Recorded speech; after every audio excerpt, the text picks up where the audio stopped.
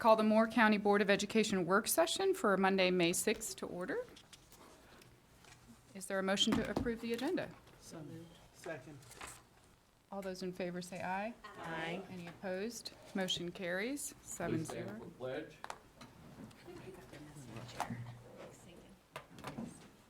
I pledge allegiance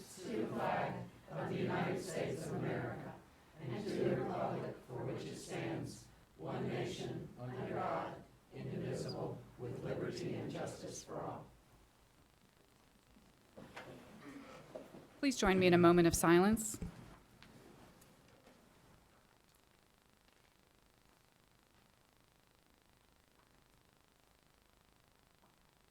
Thank you. All right, we have a very long agenda for today.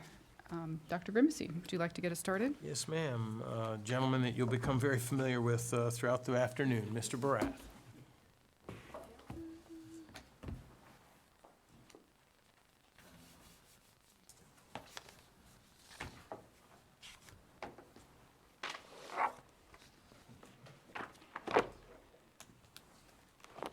Oh, where to begin? Okay.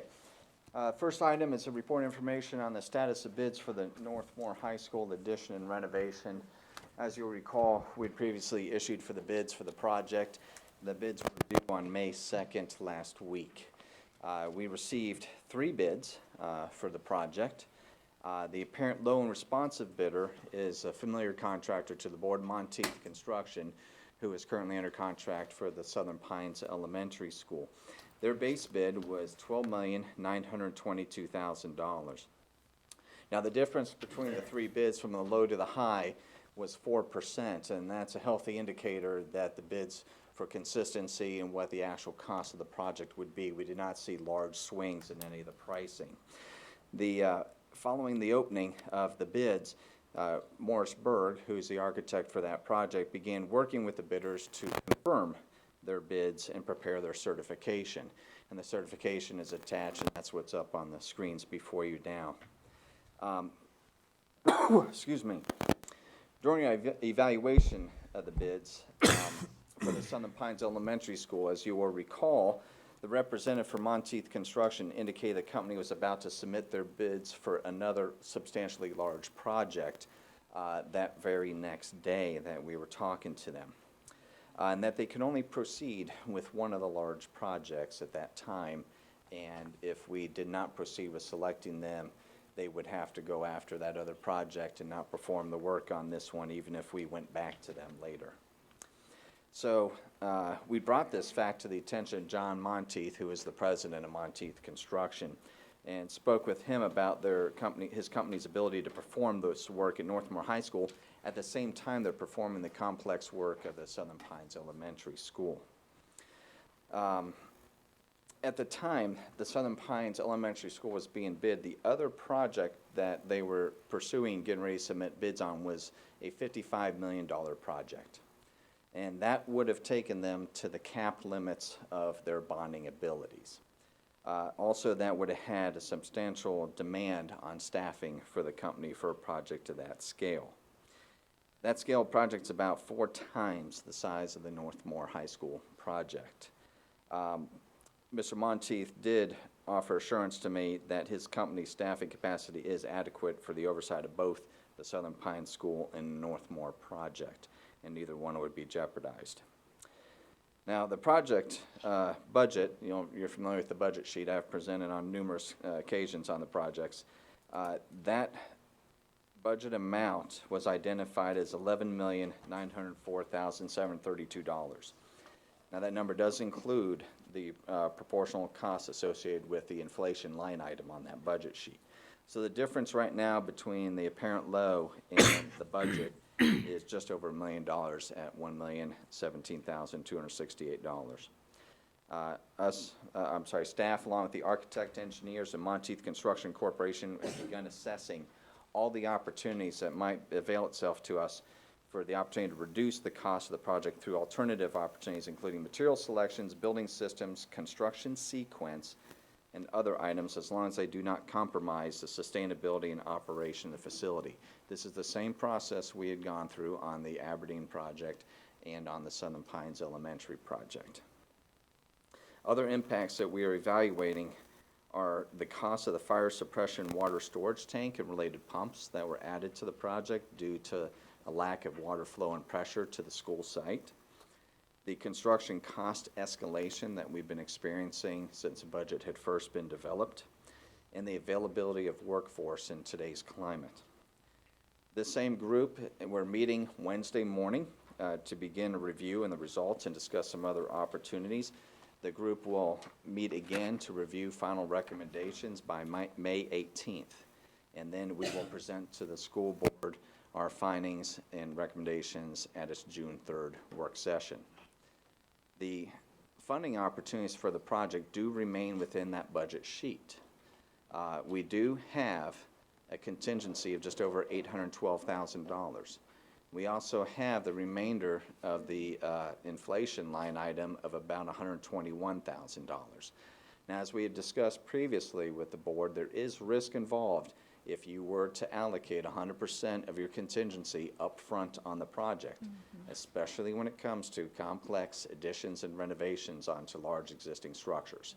So through the efforts by the design team and contractors to reduce this impact for the cost of construction, we will then be able to address the potential impact to the contingency line item in our recommendation that we bring to the board on June 3rd. So you have the certification of bids tabs attached to the document, and I am available to respond to any questions you may have. What's the projected opening of the Northmore project? In other words, what's the stagger?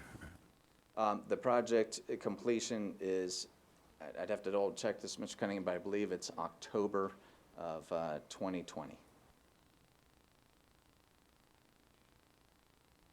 So when do you think you'll have some, I know you're meeting on Wednesday, when do you think you'll have further information about how much value engineering you can put into this? That would be Termed. following our May 18th gathering again. We believe that as the teams are working currently and we get together and start bouncing ideas and looking at impacts back and forth, other ones will surface, at which point they'll have to go back and assess and come back on by the 18th with additional information, at which point we should have it finalized.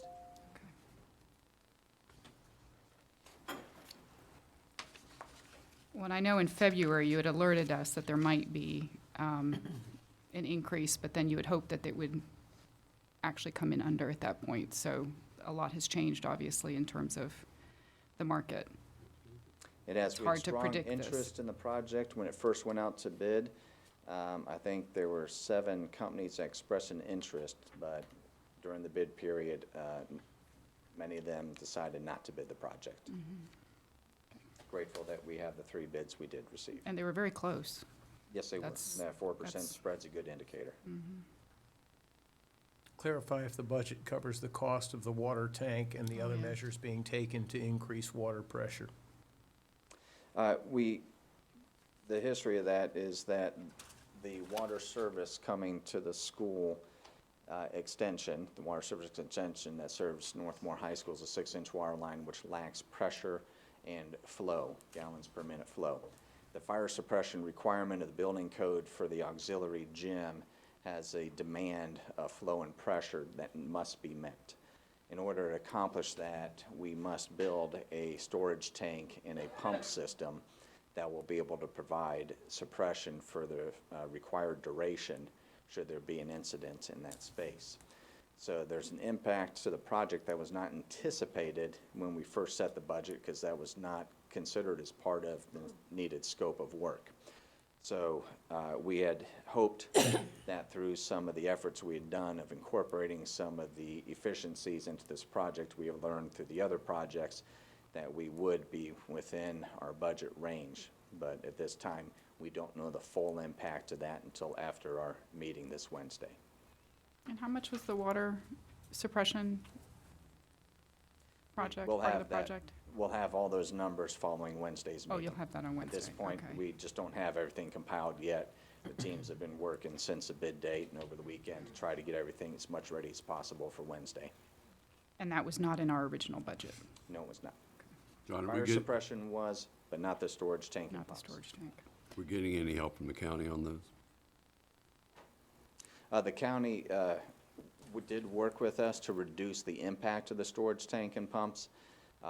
There was some gray areas of interpretation of the fire code for flow requirements, and working with the county and the fire marshal, or chief fire marshal with the county, we had come to a size that is going to be sufficient for the purpose of protecting the occupants in the structure without any undue burden to the cost as far as a higher volume.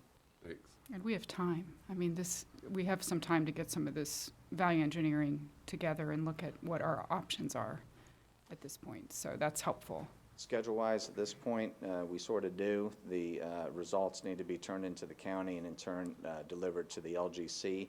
They are scheduled for the first Tuesday of June to meet the LGC to approve the county's debt plan to borrow the money for this. So we have the current results. We can demonstrate how the budget currently covers it while we work through this. Okay. Well, and I know we'll be working with the county on some of these issues too, so we have time to do that, which is good. Are there any questions or further comments? Anything else? No, ma'am. Thank you for the information. Thank you. With your permission, Madam Chair, I'll introduce some familiar faces to join Mr. Barath. That would be Dr. Tim Locklear as official this weekend. He got his, and Dr. Bridget Johnson's in the back, I think, and, let's see, I think that's all the new doctors we have. I think, am I missing any new doctors? I don't think I am. And of course, Mike Miller and Laura Evans are back. Afternoon. Thanks, sir.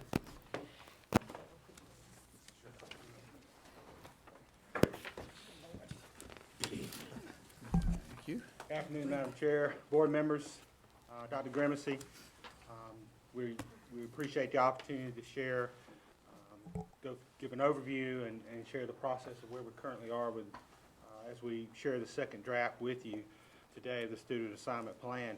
Back in February at your board meeting, you reaffirmed your commitment to staff utilizing the guiding principles for driving this process. Since that process, in consultation with the Merricks and our advisory committee on student assignment, we worked to develop the first draft that was presented to you on April 1st. From there, we participated in 2 community input meetings where we was able to compile a great deal of feedback and input from our community, as well as having an online portal for the community to submit feedback. All of that feedback and commentary was shared with our advisory committee, that then took that and looked at those major themes that bubbled up. Laura's going to talk about some of that today in her presentation, and then worked with the staff and through that to develop the second draft. And so that's what Laura and Mike are going to be sharing with us today. And then from that, which we'll review this at the end of the presentation, going right into the MAR at Southern Middle School with another community input meeting, and then on Wednesday at New Century Middle with community input, and then meeting back again with our advisory committee as we continue to work through this process. So, Laura? Good to be back with you today. Mike just made the comment, he said, it feels like we've been working on draft 2 forever. Well, we have been working hard on draft 2. We've had the 2 community meetings, we've had 2 advisory meetings. Meetings with staff have just been endless, John, endless. We were on the phone last night at 9:30, but it's been good progress, good progress. So today, as we will always do, and I'm not making any kind of apology about this, we'll always review the guiding principles. We'll always go over the desired outcomes, because that's where we're headed. We'll talk about the process just briefly. We've gone through mountains of feedback from the community, the online, at the meetings, from the advisory committee. Some things we'll talk about what's bubbled to the top, some very pressing transportation concerns. Parents have been asking about allowable transfers. We'll talk about that. They've asked about an implementation timeline, because it is a multi-year assignment plan. And then we're going to look at the data tables and the maps of what changes we're proposing from draft 1 to draft 2 based on all of the feedback we've received. And just as a reminder, there's always the addendum We're not going to look at that in detail today. We did put a couple of updated charts in the addendum that have to do with in-district transfers. I think we now have 2 years' worth of data there. And so that's just the only addition, thank you, the only addition to the addendum so far. All right, your guiding principles, they have been just the cornerstone of our work. Balance, planning, community, and efficiency. In different discussions, thank you. Let you do that. In different discussions, depending on what we're talking about, one of these might bubble to the top above another. But what's really happening as we're working and digging deeper into this assignment plan is that we're seeing that those things at the top are really coming out. Some guiding principles may conflict. They are starting to conflict with each other. Balance is conflicting with efficiency, okay? Or it's conflicting with keeping communities together. Things are starting to conflict. And then we're also getting to the point where we're realizing that some assignment solutions might not be realized. It's not going to be a perfect assignment plan, but I can promise you it's going to be a good assignment plan because the guiding principles are what we're looking at everything through. And I firmly believe you established some very good guiding principles. Okay. The desired outcomes. We're opening 1 brand new school. We're rebuilding 3 new schools. We're adding a lot of seats at the elementary level. That's the driver. That's the big driver there. So we're developing an assignment plan for 3 elementary schools for 2021 and 21-22. Last year, we worked on the McDeeds Creek, that new school building, but we left some unresolved business. We're addressing that this year. And from the advisory committee, to the extent possible, we're going to try to balance utilization among the elementary and middle schools and try to the extent possible, balance demographics among the elementary and middle schools. And that seems to be, and you'll see in a minute, that seems to be where we're bumping up against a wall, that we're having a hard time to realize what we'd like to realize there, okay? The process continues. Mike and I started generating some preliminary analysis. We presented it to the advisory committee. They gave feedback. Staff gave feedback. We ultimately came to you with draft 1. We took that, I always say, took that on the road. We went to Southern Middle School and New Century Middle School and got to meet a lot of nice parents who gave really good input. I really liked the process, Dr. Tim, that we gave a presentation and then they got to mingle amongst themselves. They got to talk to all of us and a lot of one-on-one. It was really great. Then we met with the advisory council 2 more times. And as I said, staff has had multiple meetings. And so here today, we're presenting draft 2. Draft 2 is not the end. Okay, we got tomorrow night and Wednesday night community meetings again. Online portal will be up and running. We'll meet with the advisory council a few more times. I think we actually have 3 meetings scheduled with the advisory council before we come to you after the summer with draft 3, which at some point magically becomes the superintendent's recommendation, okay? And then it's in your hands to get feedback, a public hearing, and make any changes you'd like to change before your final vote. So that's the process. Okay. All right, general comments from the public, from draft 1 and the advisory committee. We put it all on one page.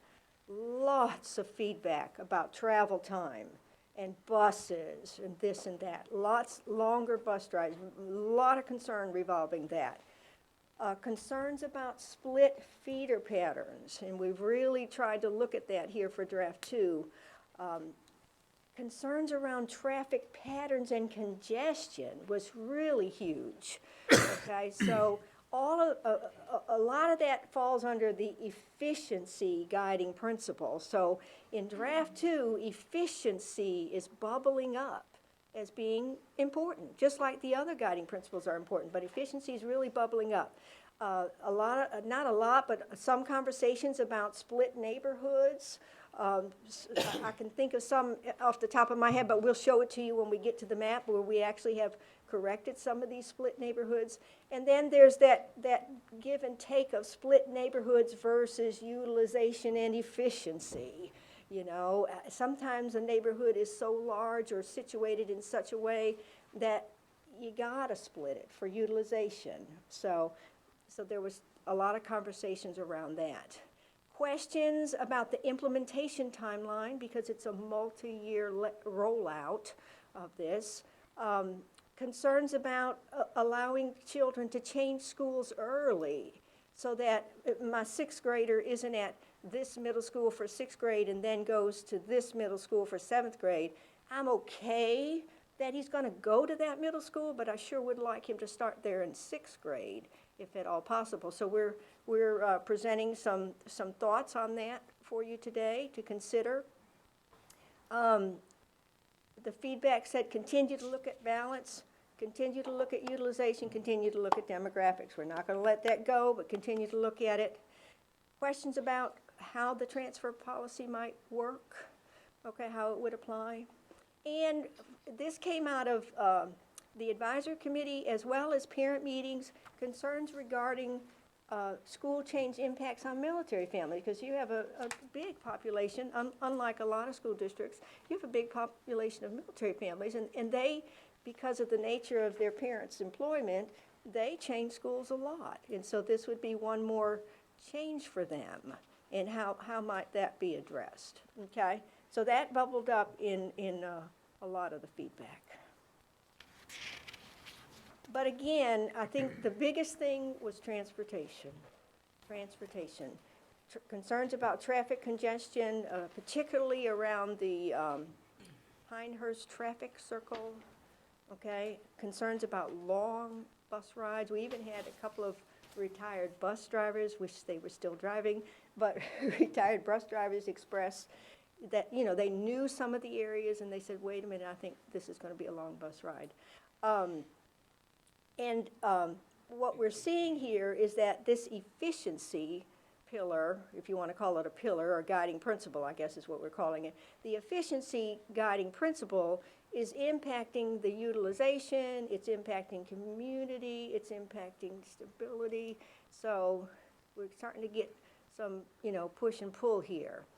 And so one thing we're certainly going to do, as soon as, I don't know how quickly this will start, but now that we've brought you draft 2, we've got the summer months, which is a pretty slow time, that Moore County Schools is pursuing a traffic analysis.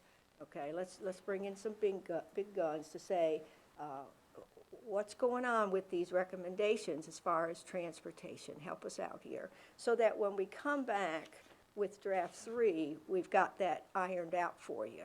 Okay. Anything more you wanted to say about that, John or Mike? John, you could.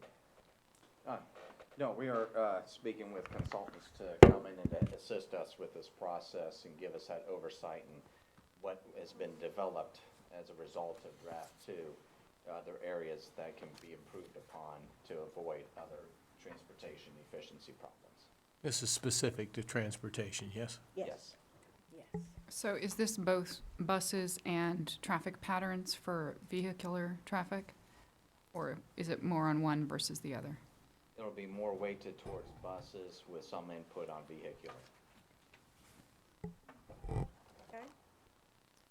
All right, so let's move in then to just a brief comparison between draft 1 and draft 2. Mike put this together. Remember, think back, draft 1, we began by emphasizing utilization, okay? And we worked to maintain elementary to middle and middle to high feeder patterns. Draft 2 now has an emphasis on traffic congestion, student travel, while still addressing utilization and considering feeder patterns. Okay, so now we've just got all 4 guiding principles at play here, working it out. And then on the bottom of that slide, it's just reminding you of the new seats coming online, okay? for the new construction schools and the modular classroom. And then the target year, remember when we look at the data, we're always looking at 22, 23, because that's when all the moves will have taken place. So what does the data show when that happens? All right, so parents are very keen on knowing about what we're terming allowable transfers or permissible transfers. And we broke that into two categories: proactive transfers and rising grade transfers. Proactive transfers are like I described a little bit ago. I want my middle schooler, if possible, to spend all his or her years at the same school, and if I can transfer to the school where she or he's going to be for 7th grade, if I can transfer her for 6th grade, then she'll be in the same school, and I'm okay with that. I'm okay that fact that I would have to drive him or her, but that would be really great. So we're calling that a proactive transfer. It could be at the elementary level, it could be a middle schooler, and it could be a high schooler. It works in all three levels, that there is the potential for proactive transfers, and we would call those allowable transfers. And we would we're asking, or we feel like, it's totally up to you to make that final decision, that this is something you could do for parents, okay? And then the other type of allowable transfer is rising grade transfers. A student going into the 5th grade, the 8th grade, or in high school 11 and 12, where they're about to finish that level, been there, really, and I was a teacher for a long time, and it would be hard to move a 5th grader or an 8th grader. And juniors and seniors, they are solid in their school. Most of my career was at the high school level, so I know that. So as an allowable transfer, we've put in here that those types of transfer requests would be granted, okay? The two main catches on this is that if you, as any transfer, you'd have to provide your own transportation. We can't keep running buses everywhere. We already know that problem. And that secondly, siblings they don't qualify for the allowable transfers unless they're in the defined situation, okay? You can certainly put in a request for a sibling, a transfer request, and go through the appeal process. Anybody can do that, but a sibling is not an allowable transfer. And then for the rising grade transfers, there is a little bit of a downfall to that. It just slows the changes of the assignment plan. So if you've moved kids from a crowded school to a less crowded school to help the crowding, that crowding won't get eased as quickly as possible, but you are providing stability for that 5th grader or the 8th grader, okay? And I've seen that work, and it's a positive for parents. So, but you guys will make the final decisions on all of that, okay? Quick question about the transportation. When you say that the parent would have to provide their own transportation, is it only for that year in which the Yes, transfer is ma'am. in place, and then after that, they would be on the new bus. assignment plan, and thus they would be on the bus? Thank you. That is exactly right for clarifying that, yeah. Okay, any other questions on the allowable transfer screen? I think parents are gonna like this. It's a good a balance there. The timeline for implementation, I'm gonna turn this over to Mike on that. Okay. Basically, what we're doing is trying to look at the 2 years, focusing on August 2020 and August 2021. And for August 2020, we're looking at a lot of the Area 2 schools. McDeeds Creek will also be fully implemented at that time. And one thing to notice about this is, as the plan currently stands, as we're looking at draft 2, it looks like Aberdeen, the new Aberdeen area school, and the new Southern Pines area elementary school, which are related, connected to the replacement for Pinehurst, it looks like the implementation of those attendance areas will be phased in over these 2 years, 2020 and 2021. Because recall that Pinehurst will not be open until August of 2021. And they'll be in what I always call a swing space, right, while their building is being built. Right. Yeah. And moving to August 22 is the rest of the county, all of the middle schools would be complete. I'm sorry, 2021, my bad. And this includes a completion of the Pinehurst Elementary, connected with Southern Pines Elementary and Aberdeen Elementary moves. At that point, we expect to have added capacity at Cameron, which will allow more relief for Bass Lakeview, so that's a 2021 change. And most of these changes are centered on Area 3 and a little bit of 1. Can you explain again, in August 2021, you have Southern Pines Elementary School listed twice. It's also listed in the year before. I wasn't tracking that. Yes. So Southern Pines, the current Southern Pines Elementary area, in the current plan, in draft 2 that you're seeing this afternoon, McDeeds Creek will move into the current Southern Pines Elementary District. And that portion of it will be implemented in August of 2020. Then there's other portions of Southern Pines Elementary and Aberdeen Elementary that are connected to Pinehurst. Since Pinehurst is not coming online until August 2021, we have to phase those changes that are related to Pinehurst to that year. So Southern really is the one that has to straddle both years in this. So what you're saying, that's the way, if a parent wants to be proactive and by chance move their Yes. child earlier, this is Yes, where it would ma'am. come into play. Very similar to what we're doing with McDeeds Creek, where That's right. we have what's being implemented for next fall, and then we're bringing on another phase of that in the following year, just to be similar to that. So the other piece is we're going to have completed for 2020 Northmore High School and then the 2 other high schools. Okay. According to this implementation plan, the Northmore changes, where Northmore comes down south, a little bit, spreads out a little bit, those changes could happen in August 2020. The other changes are related to alignments of feeder pattern between Union Pines and Pinecrest, and those changes will impact on August 2021. Sounds like it might be helpful for us to see the maps. Yes, Maybe it come would. back to this after we've seen the maps, because I think Yeah, yeah, it's a please. little abstract right Yeah, now. it is, So very we'll much come so. back to this. Does Okay. that make sense? Yeah. That's why I passed that slide to Mike. The slide's complicated. All right. So now we'll look at the details of draft 2, go by elementary, middle, and high school. Before we actually look at the numbers, I just want to give a little bit of overview. You've got the current situation, 1920. We've got data from draft 1 and data from draft 2, okay? What you're going to see is that as far as proficiency and minority numbers, the changes are very negligible. We just were not able to make any big changes there at all, or no changes, big changes resulted there.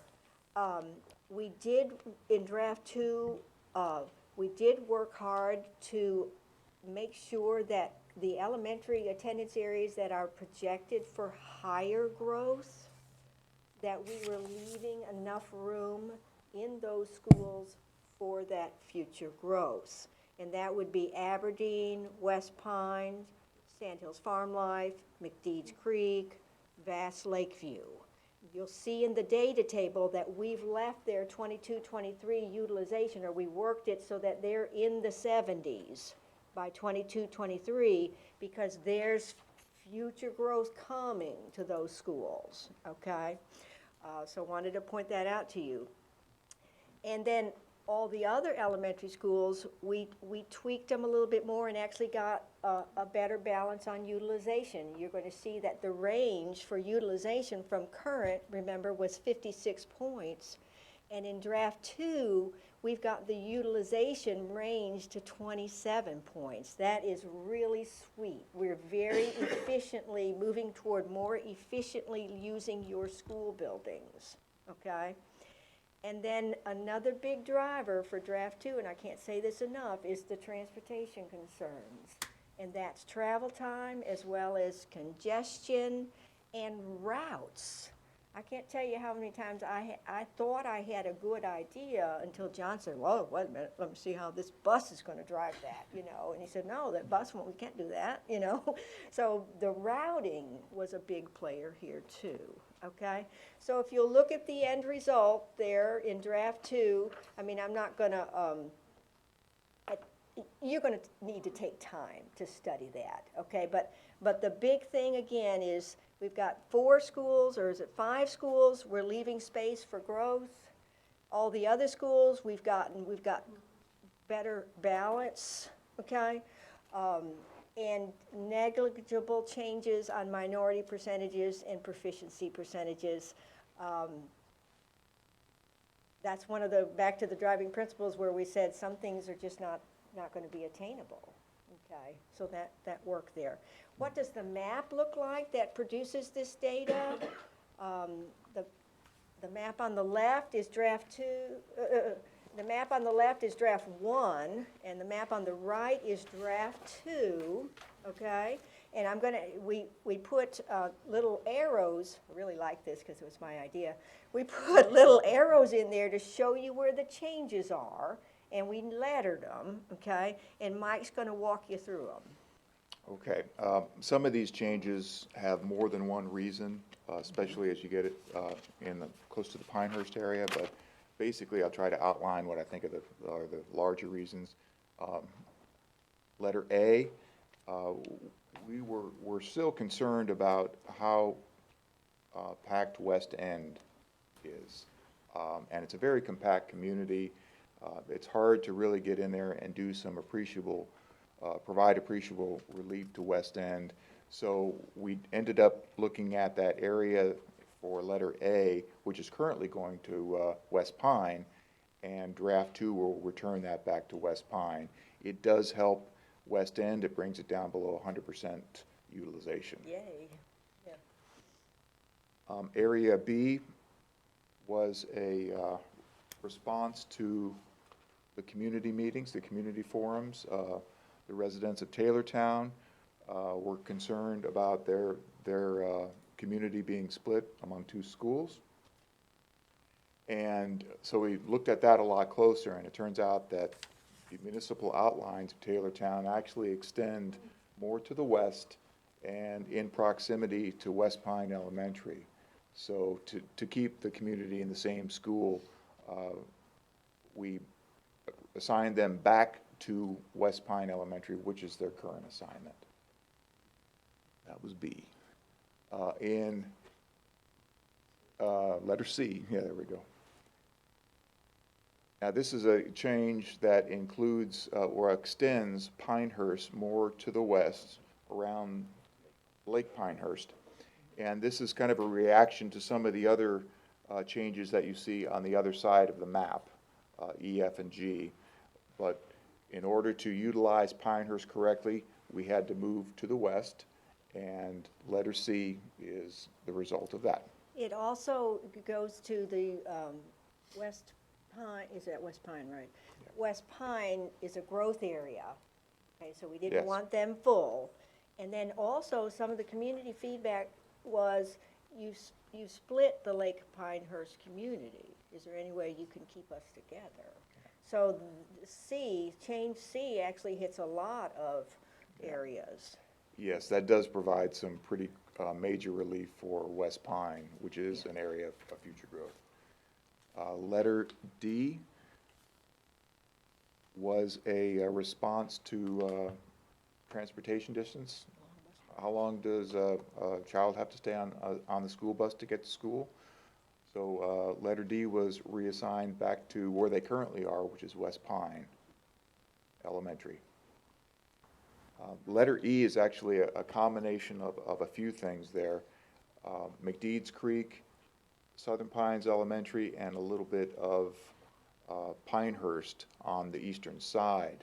So there was movement there in response to trying to align feeders, in response to balancing utilization between Pinehurst and Southern Pines Elementary, and to provide McDeeds with room to grow. Oh, yeah, yes, also, when I mentioned that the feeder alignment, some of these changes were response to feeder alignment, those changes are also connected to middle school changes, which we'll see in a map in just a moment, that addresses specifically those transportation concerns, in the north of Pinehurst. Traffic So, circle. Traffic circle. Traffic circle. Letter F, with the changes that have happened to Pinehurst and Southern Pines, letter F was assignment back to Aberdeen of that little area there. You can barely see it. It's pretty close to the Aberdeen school. And finally, letter G was an assignment to once again balance utilization between Southern Pines and Pinehurst Elementary. Letter G was a movement from Pinehurst to Aberdeen. 4 of these 7 changes actually kept students in their current school. So that was, for families, that's stability. And when you say current, it's not the first draft, it's actually where we are now. Right, the Okay. 1920.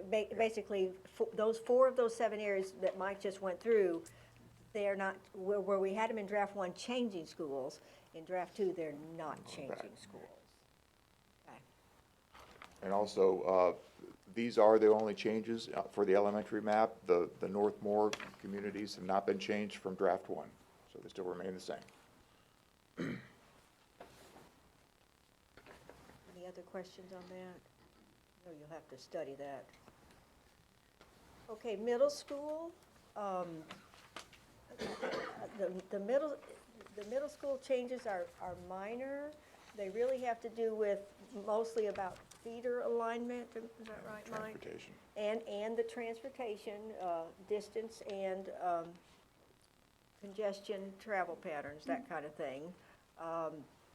We did achieve a more equitable utilization. The range, remember originally the range was 65 points. Draft 1 was 28, draft 2 was 27.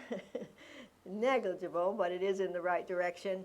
No significant change on minority numbers, and the English proficiency kind of went back to similar to what it is today. So not a lot of changes in either of those categories. We are still looking at the high growth area of West Pine Middle School, making sure we're leaving room. Well, no, we couldn't leave room, could we? Yeah, because our most crowded schools are over 100%. So, but I'll let you take over, Mike, Okay. on that one. Yeah, so there was, the motion in draft 2 is really to address the traffic congestion issues around the traffic circle and ridership issues. But basically, we're still looking at the 4 middle schools and the southern east portion of the county are sitting at about 100% between all 4 of them. So there's not a lot of wiggle room we have between those 4 middle schools.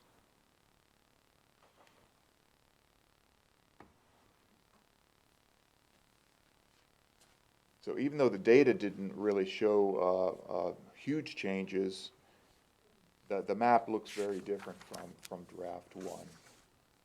The data showed changes still from the current version, though. Yes, There ma'am. are changes Yes, from the yes, current, it's yes, just you're absolutely. referring back to the first Yeah. draft, okay.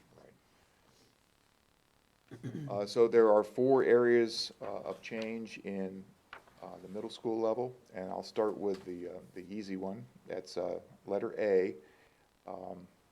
This is in response to a movement of Carthage into West Pine Elementary that occurred in draft 1. The advisory committee looked at that and said, why don't we align middle school and high school lines with that Carthage change? So you will see this area change for both middle school and high school. That's area A.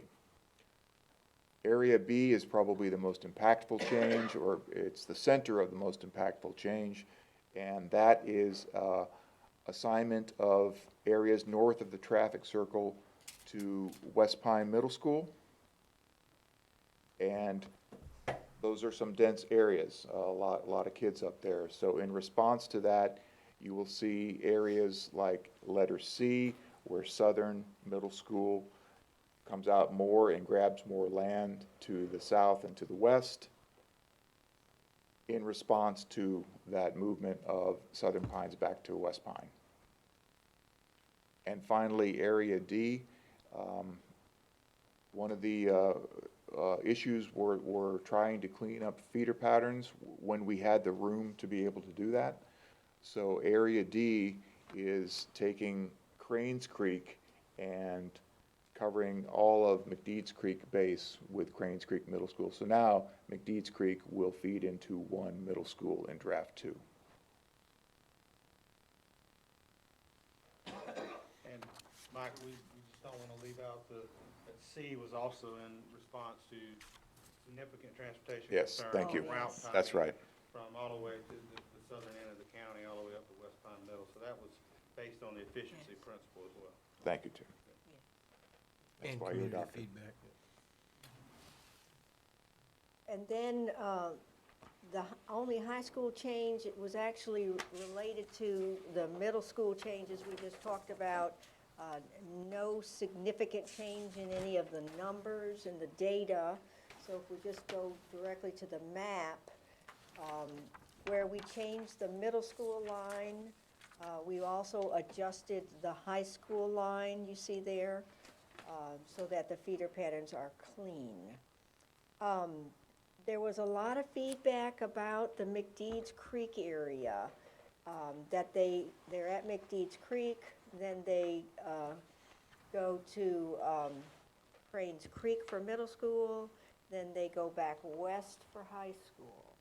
And we looked hard at that, but we could not come up with a solution because of the crowding at the middle schools and the high schools. I just wanted to make that clear to everybody. We looked hard at that. Okay. They go to Pinecrest. All of McDeeds Creek? Not all of McDeeds, just the certain area. Let's go back to that. Yeah. So there is a What split. what traditionally had been Southern Pines Elementary. Yes, sir. Yeah. Stays, some of them go to Cranes Creek, but then all of them end up at Pinecrest. Yes, yes. Of the former Southern Pines You can see it on the, Elementary yeah, group. Okay. yeah. On of the slide former- 12, light blue is draft 2 for McDeeds Creek, the one on the right. And that red line actually mirrors the middle school line. So that's the division between Southern Middle School and Cranes Creek Middle. So yes, McDeeds does split into 2 areas there. Is that the only elementary school that splits into 2 middle? What? No. That's high school. No, High yeah, school, so sorry, they sorry. split in, Misspoke. Yeah. The red line there through Is the that high school color for line. McDeeds Creek represents a high school split between Union Pines and Pinecrest. So okay. they will all go to Cranes Creek, but then from Cranes Creek, some They're will gonna go to split. Pinecrest and some To will go to Union Union Pines Pines, and- and yeah, it's just Wow. because we don't have any other room at those two Okay. schools. Right. And we looked at that from both different directions. Is there a way to adjust the middle schools to accommodate the high school lines? Is there a way to adjust the high schools to accommodate the middle school lines? Can we meet in the middle? And there's just not enough room for the kinds of kids we see in these areas to move either way, unfortunately. Any other questions about the high school? We did a little review of the feeder patterns. This is on slide 17. Draft 1 had 4. Most of your elementary schools fed as a whole school to middle school, except for 4 that fed to 2 different middle schools. In draft 2, that stayed the same. We were not able to improve upon that, but we didn't do any harm either. It stayed the same. At the middle school, most of the middle schools feed as a whole. We do have 2 middle schools that go split to 2 high schools, and we did improve upon that. And the one that you see there is the one we were just talking about. Okay. I think you've called this Jello, right? Every time you try to move one thing, it has a ripple effect everywhere Yes, else. Yes, yes, yes.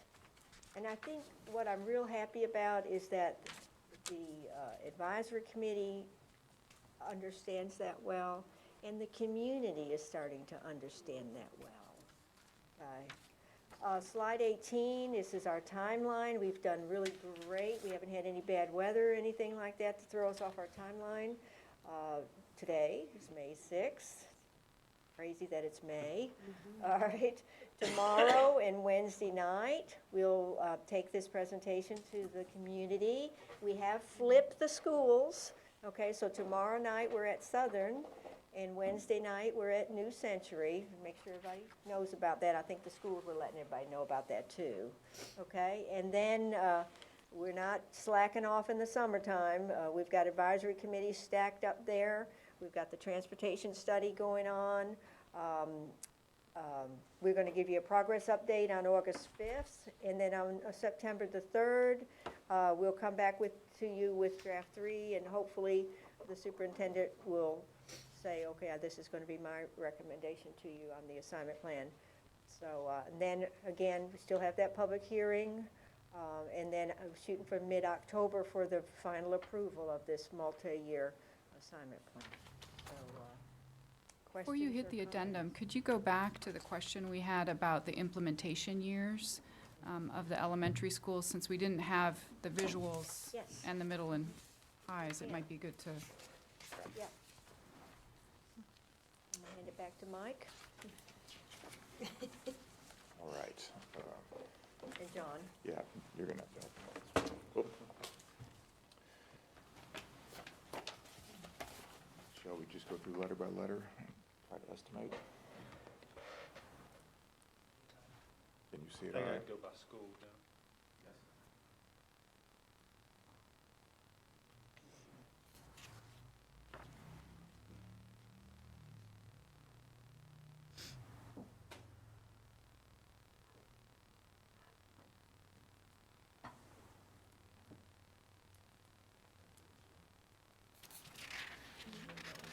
I'm gonna pull up a PDF of the map, make it easier for you to see it.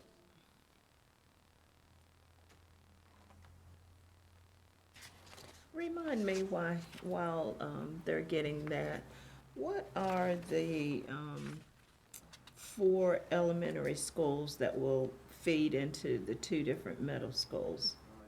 You've got Cameron Okay, Elementary.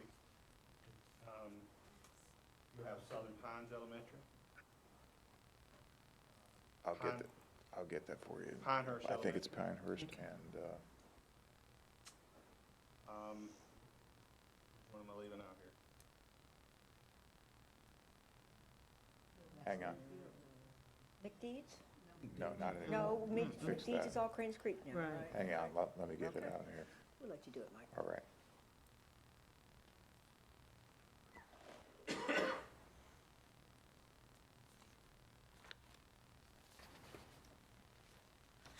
The fourth one's drawing a blank, Ms. Thompson, my apologies. it was with me as well. That's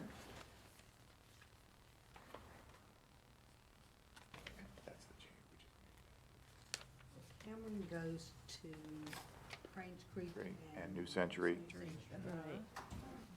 Pinehurst goes to Southern and West Pine. Pine. McDeeds, McDeeds does have a little tiny bit of a split, yeah. There's a little bit that goes to New Century on the northern end, the northwest corner there, I Yeah. think if I remember rightly. I think so. Yeah. And That's the Southern fourth. Pines is Cranes Creek and Southern. Southern. So you're Okay, so McDeeds is At this included. point, yeah. Okay. Yes. A little bit. And that was for Southern Pines? What did you say about McDeeds? New Cranes. Century. New Century and Creek. Cranes, got it. Okay, Southern Pines Elementary would go to That's Southern correct. Middle. There'll be a portion of Southern Pines Elementary that would feed up to Cranes Creek. Okay. Yes. Split between Cranes Creek and Southern. Southern.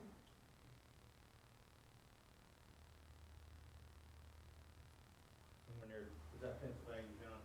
Yes. Up- Yeah, somewhere up, near yeah. around Pennsylvania there, to go above that to Cranes Creek and then below it to. In draft 1, Pennsylvania Avenue was the dividing line between elementary schools and middle schools. Yes, sir. We were able That's to correct. those children went back to Southern Pines Elementary, but there's no way they could leave Cranes Creek and go back to Southern Middle, because Southern Middle's already 110%. West Pine's already 103, and and those are growing.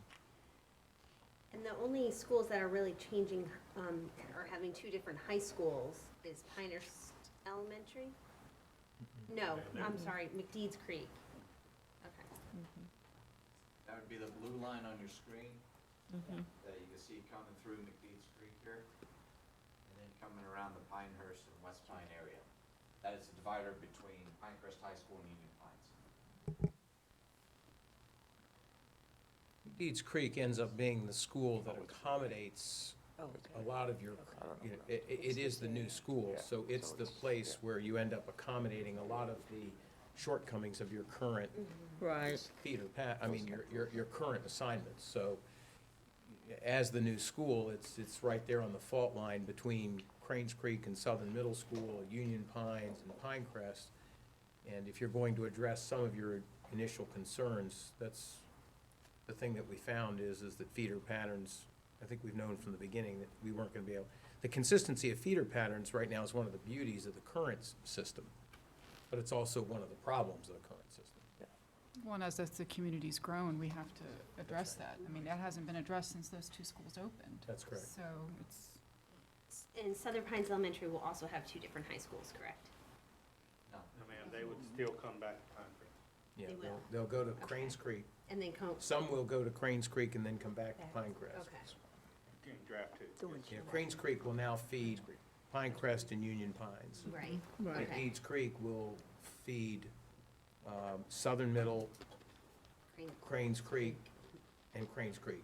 Southern Pines primary, excuse me, McDeed's Creek will feed New Century, Cranes Creek, Correct. and Southern. No, just New Century and Cranes Creek, yeah, in this plan. That's right. And then Southern Pines Elementary will feed Cranes Creek and Southern. Right. Yes, sir. We were just double checking on the map, Mike and I, to be sure. I'm always wanting to make sure that if you're gonna have to split a feeder, that it's a large enough cohort moving, and it is. That's right. It is.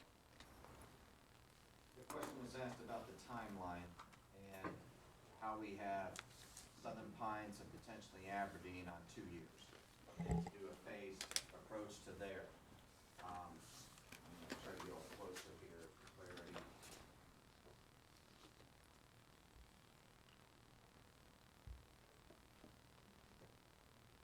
Currently, the Pinehurst attendance area comes down here into where CCNC is and up and through National number 9 in this community area up through here. So there's portions that are going to be moving to Southern Pines Elementary School and a small portion that would be moving to Aberdeen. And if we were to make those large moves while the students at Pinehurst are in their temporary swing site over at Rassy Wicker Park, we would drop those numbers potentially dramatically at Pinehurst and thus impact allocation for 1 year. And so what we're looking at, the solution of phasing is to hold the Pinehurst attendance area as is and go ahead and make the other adjustments to Southern Pines and to Aberdeen in 2020. When the new Pinehurst opens in 2021, then we would do the second step, which would be the full implementation of Southern Pines and Aberdeen into the Pinehurst area and the Pinehurst implementation of students that are currently going to West Pine at that point. So that is the reason behind having Aberdeen and Southern Pines be phased across those 2 years, and is to afford every opportunity we can for the Pinehurst students and staff.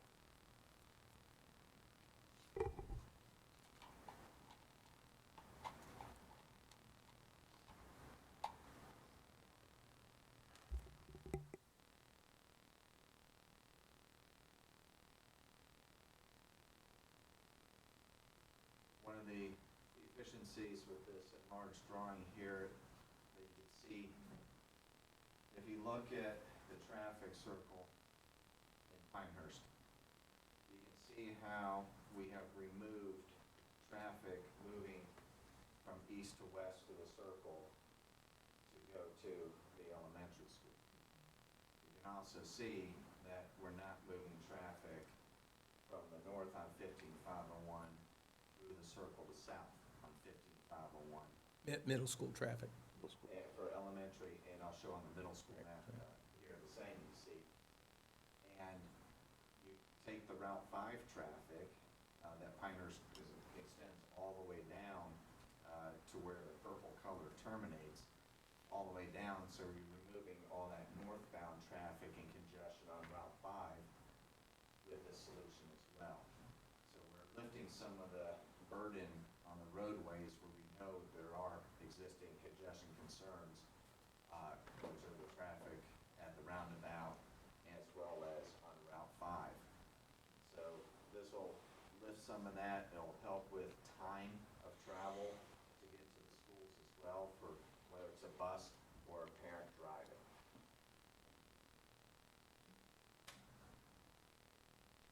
Can you bring up the middle school map? Yellow line. I'm gonna task all your color abilities, because mine's about getting tapped. The yellow lines represent the middle school, so in this case, I'll start in the bottom right. This line comes through Southern Pines. Basically, that street is Pennsylvania, up and through to Midland, and then down through the circle and through the village, off of Route 2 through the village, and then out Linden, all the way down to Foxfire. So that would be the southern middle school attendance line, okay? North of that is the West Pine, and it picks up over here at McDeeds Creek, where McDeeds Creek kind of joins the three schools, McDeeds, Pinehurst, and Southern Pines Point. And moves north around number 6, and then up 15501, and then across Dobbs, a little bump out there for the change to Carthage and to New Century Union Pines, and then back out around West End, and then the remaining part of West Pine Elementary there. That defines West Pine Elementary, or West Pine Middle, to the east. Again, that same line through Southern Pines, and then back through McDeeds Creek, and then north between where Cranes Creek is and where New Century is, up and around Cameron. And then that's your divider between Cranes Creek and New Century. And so this really takes into account all the travel time comments that we got from folks, Correct. because there were numerous about the impact of traffic through the traffic circle. So, do we have, let me look at something out. If-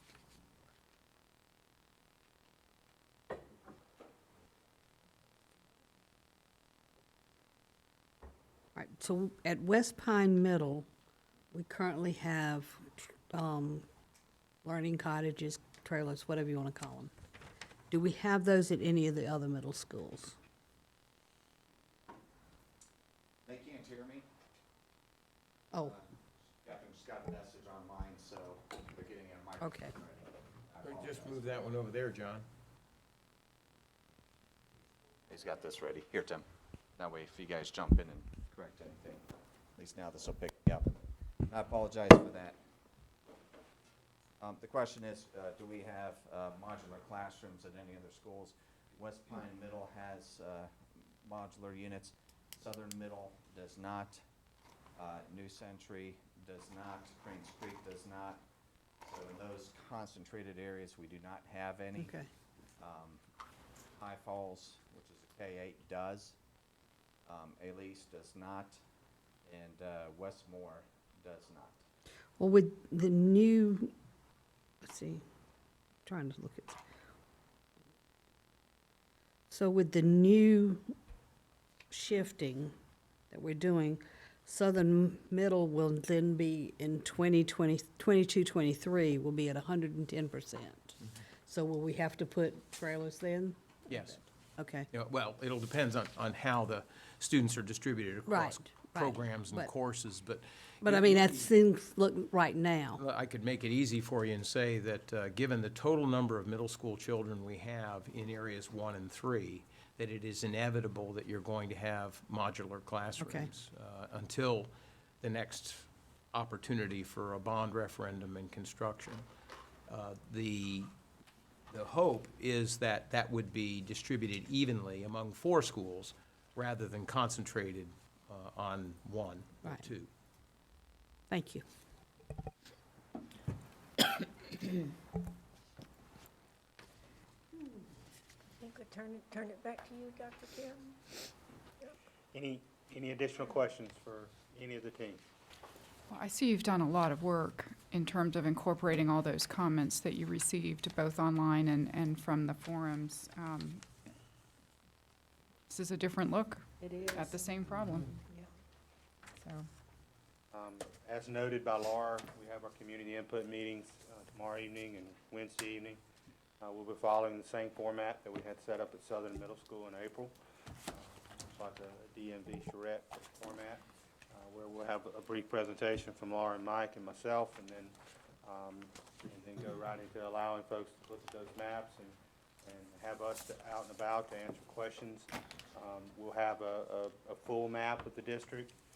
We'll have the area blown up, and we'll have the density maps. We'll also have draft 1 located in a couple different places in the back of the gym, so folks can go see that and say, okay, what's the difference? They'll be able to view that and kind of get grounded on the differences if they would like to do that. They, of course, can go to our online portal and enter comments and questions directly there, or can write those, and Dr. Grimacy and I are going to answer as many of those questions as we can. Try not to repeat questions, try to answer as many as we can in the time that we have. So we'll follow that similar format that we had in the past. When does the online portal start It's today? still ongoing right now. Oh, It's still still open right ongoing. now, Okay. correct, Kevin? Okay. He walked away. Online portal is still open right now, Still yes. open? Yep. Okay. Yeah, there's a timestamp on it, is my understanding, so, Okay. so we kind of know which ones are related to the first draft, the second draft. Okay. And we'll gather all that up and share it with the advisory committee on the 14th. And will these maps, John, be online for us to kind of blow up? Yes, and actually, Ms. Murphy's just leaving now to put this map online. And to be clear, Ms. Murphy, before you leave, it's the PDF file that people should look at if they want to blow it up, not the PowerPoint presentation, correct? I'll be marking an interactive PDF. She said interactive PDF if you can't hear Okay. her. Okay. That way Thank they'll you. be able to zoom in just as we have this afternoon to look at areas. So what I appreciate about the forums that we've had is that you have enough of these maps for folks to go out and really take an individualized look, because I think that's where people are going to want to look at what happens individually to my, where my children go to school. And I think it's a setup that allows individuals to provide feedback and ask questions. And I think that's a benefit to have that format where it's really, like you said, like a charrette, where it's really directed towards individual feedback.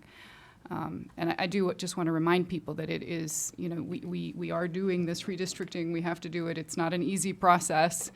My hat's off to all of you for the hours of work you have. We're not done. It is, what do I say? It's a marathon, not a race. We have a lot Not a of. sprint. It's, No, not that kind of marathon. But, this work has to happen. We are opening 5, I guess, elementary schools. There are larger, they're in new locations. We have 2 Southern Pines schools in Southern Pines. I mean, it really behooves us to step back and take a look at all of this. And I don't believe the middle school lines have been looked at since Southern Pines. Well, I guess when Cranes Creek opened 10 years ago, but before that, it was when both West Pine and Southern Middle and New Century opened. So, actually, New Century was in 2000, right? Was that 20 years ago?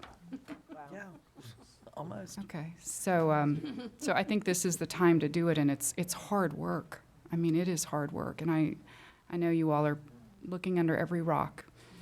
And there's a lot of work still to be done, so. I know we've received a real request, strong request from Pinehurst officials to do anything we could do to alleviate traffic at the traffic circle and, of course, on Highway 5. And obviously, you made some real improvements in the traffic flow right there, because they assured us that they don't know what to do with it.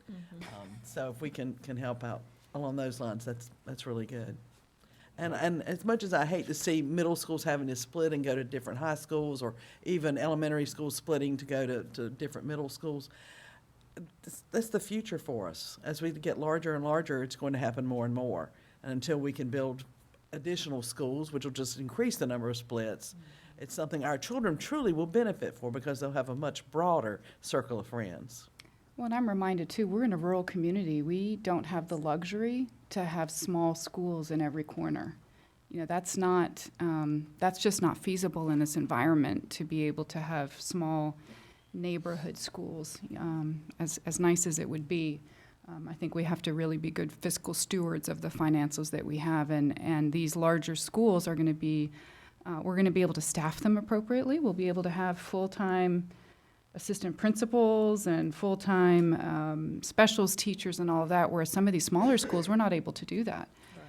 So from an operation standpoint, you know, we know that there's change, but it is something that we have to look at to manage our finances and to be real good stewards of taxpayer funds and that we've been given to build these schools, so. I have a question. John, on the interactive map, will the parents be able to get a definitive answer on where their student would go, or where their child would go to school for draft 2? Currently, and I just turned this on. That's okay, because I just want them coming back and saying, well, I looked at the map and I'm supposed to go here, and yet you're telling me I gotta go there. Well, this is just the second draft. We're I not, know, we're not done but yet. I want them to be able to look at this draft and get a definitive answer on where their child will go to school, based on draft 2. Mr. Barath, why don't you talk a little bit about the work you've done with the county GIS office and what we're working, collaborating with them to do? I think that's the most direct answer. And this, I wanted just to demonstrate that this PDF map, you can see the clarity you can zoom into, as long as you know where you live and which road, because these maps are based off of the GIS system. That's what Numerics uses.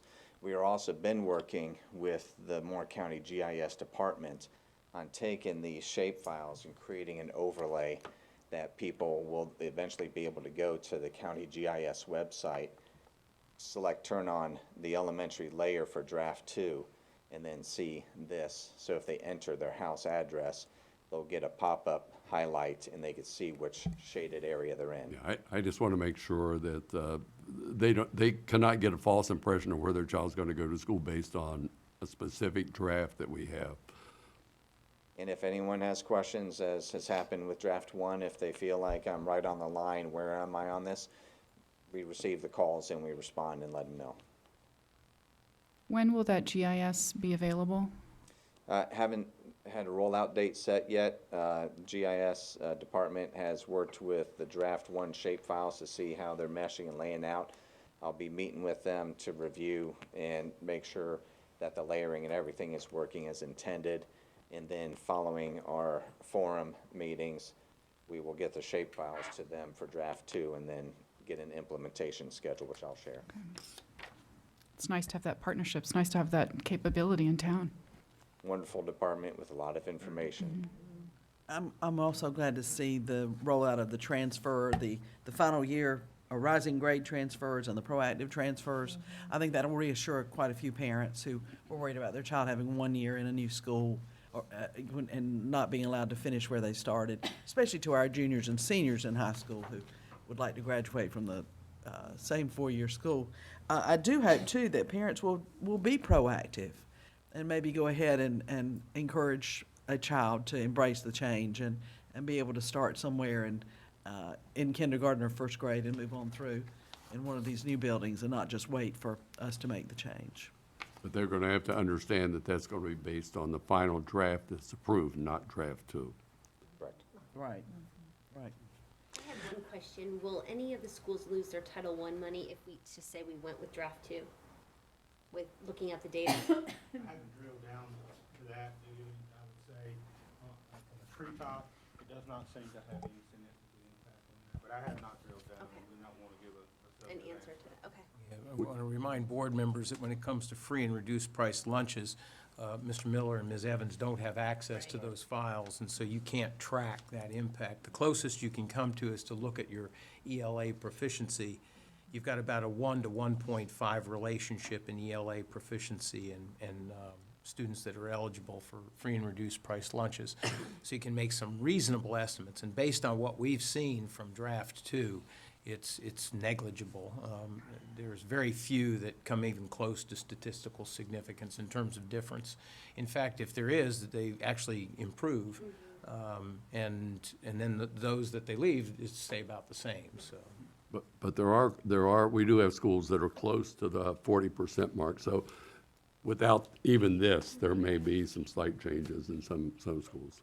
on I Title would I. say that changes to Title I have more to do with federal funding than they Right. do with redistricting. Yeah. Well, yes, We are seeing definitely. a very, we'll be reporting on this later, but we are seeing substantial reductions in our federal funding, coupled with increased cost of labor related to increased state salaries, is reducing our capacity in Title I and has a far more significant impact than redistricting does.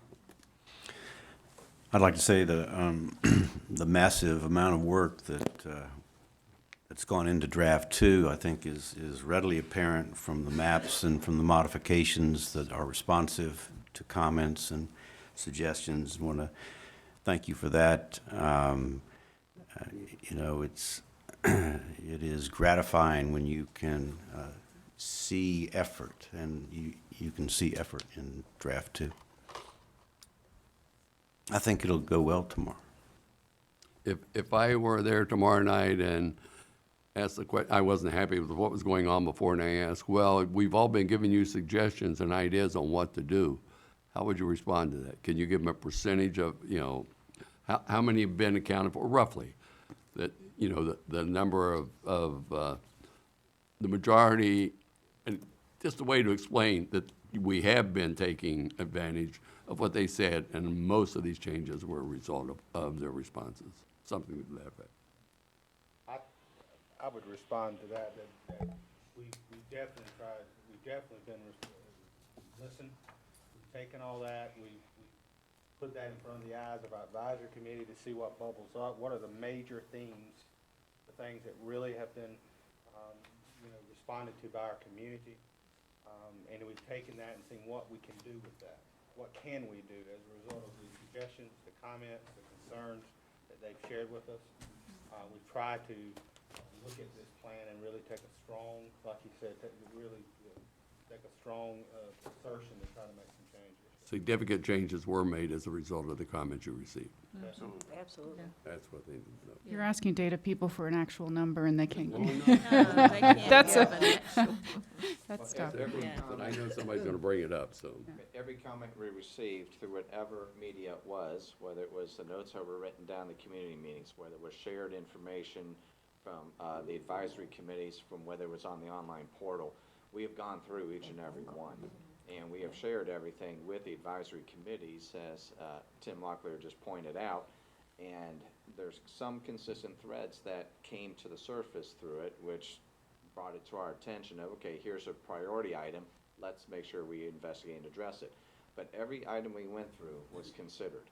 Everything was. Some of them were things we could implement, some of them were things that there's just no opportunity to implement. But every submission had been reviewed. I just think it's important to beat them to the Yeah. punch on that, so they don't start asking questions. Ms. Evans, is this a common process that you have seen in other redistricting, or for either of you? The amount of input? Parent involvement. I think, I don't know if I say this just right. I think your parents have been very cordial and helpful in their feedback. I think the superintendent's advisory committee has been phenomenal in their feedback. So I would say it's different than what I've experienced. say that? I think it's, the depth of communication is impressive. Yes. It's better than, I've done this with a lot of districts in North Carolina, and I think this is, the communication and how it works through the advisory committee and how the bubble up process works, so we get some actionable items rather than just a cloud of comments. That's what's important to us on this side, and the process does that very well. Okay, Thank you. good to know. And, we can add to that all these letters that we have received and emails we've gotten and the online portal comments, we've all read as well. Are there any other questions or comments?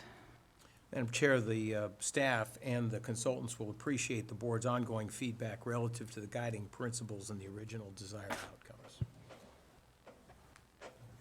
Not, it's important that we pay attention to the details, but it's also important that we step back out. So to the extent that the staff can provide the board with feedback about a percentage of the number of comments and questions that have informed the process, we do rely heavily on the board's feedback concerning our fidelity regarding the guiding principles and the desired outcomes. And we certainly don't need to do that today, but I think as the process continues, we'll appreciate you all couching your feedback because these are the rules we follow. And to the extent that we feel as though we've complied with that, we'll feel satisfied with what we've been able to deliver. So going back to pages 3 and 4, Yes, ma'am. is what you're asking us to look at some point. Continuously, Continue. not at any one time, Right. just as the process unfolds. All right, With your anything else? permission, a brief break? I was going to recommend the same thing, a brief break. Thank you very much. Be back at 3:30? Yes, ma'am.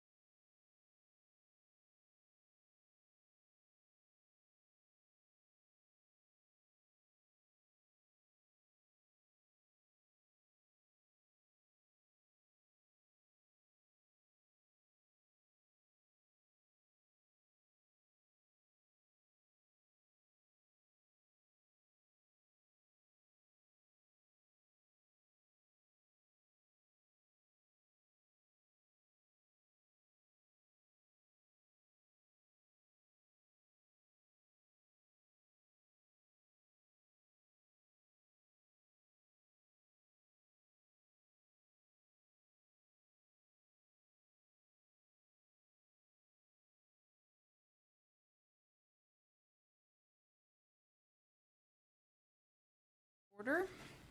Dr. Grimacy, next on the agenda. Madam Chair, as you can see, we have a lot of business. This is typical of this time of year, but it's atypical in the sense that when you have 5 current construction projects underway with a 6th one on the way, that includes the temporary Pinehurst project and soon the Northmore project, you have many business items on your agenda. And so with that, I'll turn it over to Ms. Lovelady and Mr. Barath for item 3A. Good afternoon. Thank you for allowing me to discuss this with you. But we're recommending a revision to the child nutrition procurement plan with respect to the threshold for micro-purchasing. There have been some changes in the federal regulations as to the allowances, and they have recommended an increase from $3,500 to $10,000 for micro-purchases. The purchose of the increase is to expedite the completion of lowest dollar small purchase transaction and minimize the associated administrative burden and cost. Micro-purchases are defined as the acquisition of supplies or services using simplified acquisition procedures, the aggregate amount of which does not exceed the micro-purchase threshold. It's typically used for one-time purchases in which seeking multiple quotes would be more labor-intensive than the cost of the purchase warrants. We don't often use micro-purchasing in Moore County Schools Child Nutrition, but for the events where that is warranted, we would like the opportunity to raise that threshold. And this does not have any impact to the other policy requirements of purchases exceeding $50,000 through our purchasing policy and service contract policy. Just more flexibility for child nutrition staff. Instead of $3,500 cap, it's $10,000. Superintendent recommends approval. We're happy to answer any questions. And this doesn't change our budget at all. It's just more of a No. procedure change for you. Correct. If it means less red tape, let's do it. I have any further questions? All right, thank you very much. Thank you, Janet. Madam Chair, with your permission, Yes, please. item 3B, water utility easement serving West End Elementary School. Mr. Barath. Thank you, and that was her first presentation. I think she did very well. Well done, Janet. Short, that was very well. At West End Elementary School, we are served from the county through a water line that's brought from the adjacent development to the north. This has been in place for many years. At the time it was initially installed, neither the county utilities nor the Board of Education or staff identified the need to dedicate an easement for servicing and maintaining this utility for the school. This was recently brought to our attention when the County Utilities Department went to inspect their water line services and looking up the document paperwork, noted that there had not been an easement filed. So the attached survey indicates the location of the line. There's no improvements built near this or over this where the line goes through the West End Elementary School site. So there's no conflict with conveying an easement to the Utilities Department. It's to be done at no cost to the Board of Education. It's really a procedural exercise so that the county can maintain their lines that serve our school. I'm here to answer any questions you may have. Questions? Just cleaning up, tying up some loose ends. All right? Comes with the superintendent's recommendation. With your permission, Madam Chair. Thank you. Next one. Item 3C, bid results for water, sewer, cabling, electrical, and fire alarm connection to modular classrooms at the temporary Pinehurst Elementary site. This one's been a bit of a challenge. Mr. Barath, tell us about it. On April 18th, we received bids through an informal bid process. Informal bid process is for any expected work that would be under the $500,000 threshold. This is the work for the electrical, the cables for that, the plumbing, the fire alarm, the wayfinding and signage installation to accompany the modular units at the temporary Pinehurst Elementary site. At that time, we only received 2 bids, and both bids exceeded the $500,000 threshold. That means that we were unable to award or do anything with that. Staff, along with the design team, immediately worked to reissue the project bid and break out the work into multi-disciplines, one for electrical, one for plumbing, and one for fire alarm. The provision, installation of signage and wayfinding we will self-perform through the Moore County Schools Maintenance Department. On May 2nd, we opened the bids for the work by the disciplines. There were 3 bids received for electrical, no bids received for plumbing, and 1 bid for fire alarm. All the bids received were under the threshold for informal bid process, and the apparent low bidder for the electrical work was Chisholm Electric, and the amount is $78,840.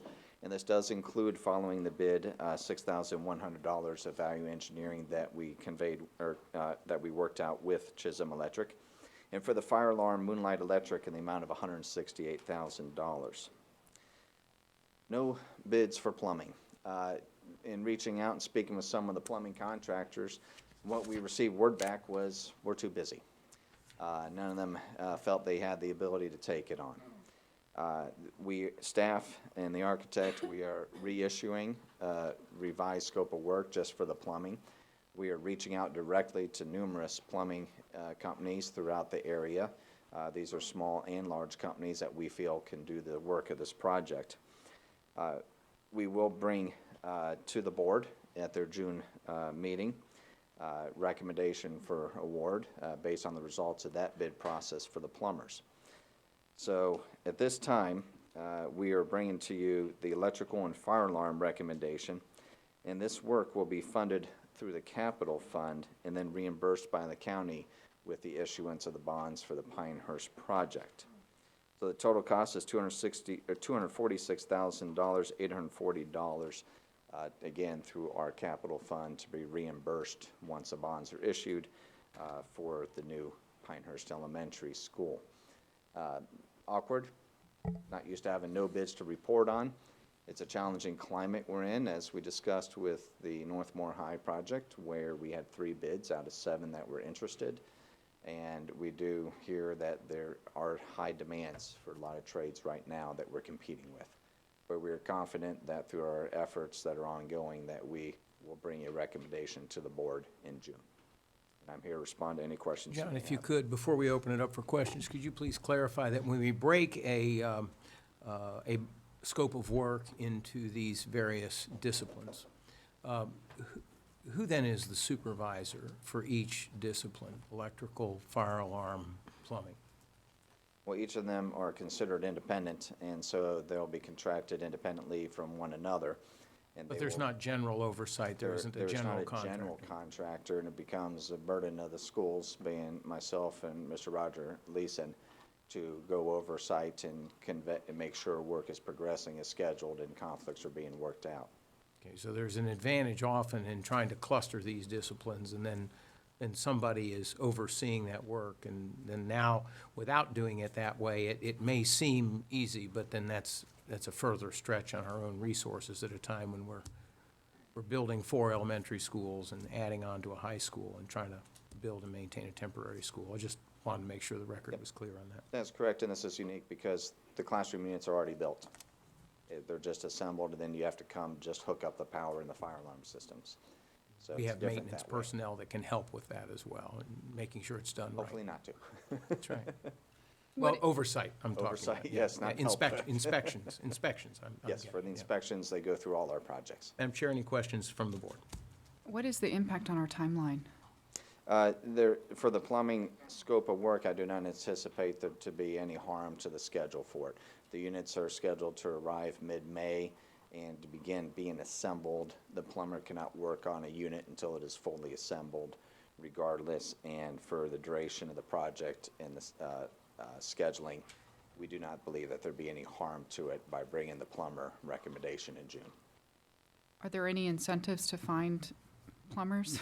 Is there anyone can we use any of the ones that are currently on any of our projects, or are they too? Absolutely. We're reaching out to them as well as a lot of plumbing companies local. This is not a large commercial project by any means, so the scope is not as great. So we believe that through some more effort and work and more communication and reaching out directly, we'll be able to get more interest and hopefully get a competitive bid for the When are June the bids due? They are due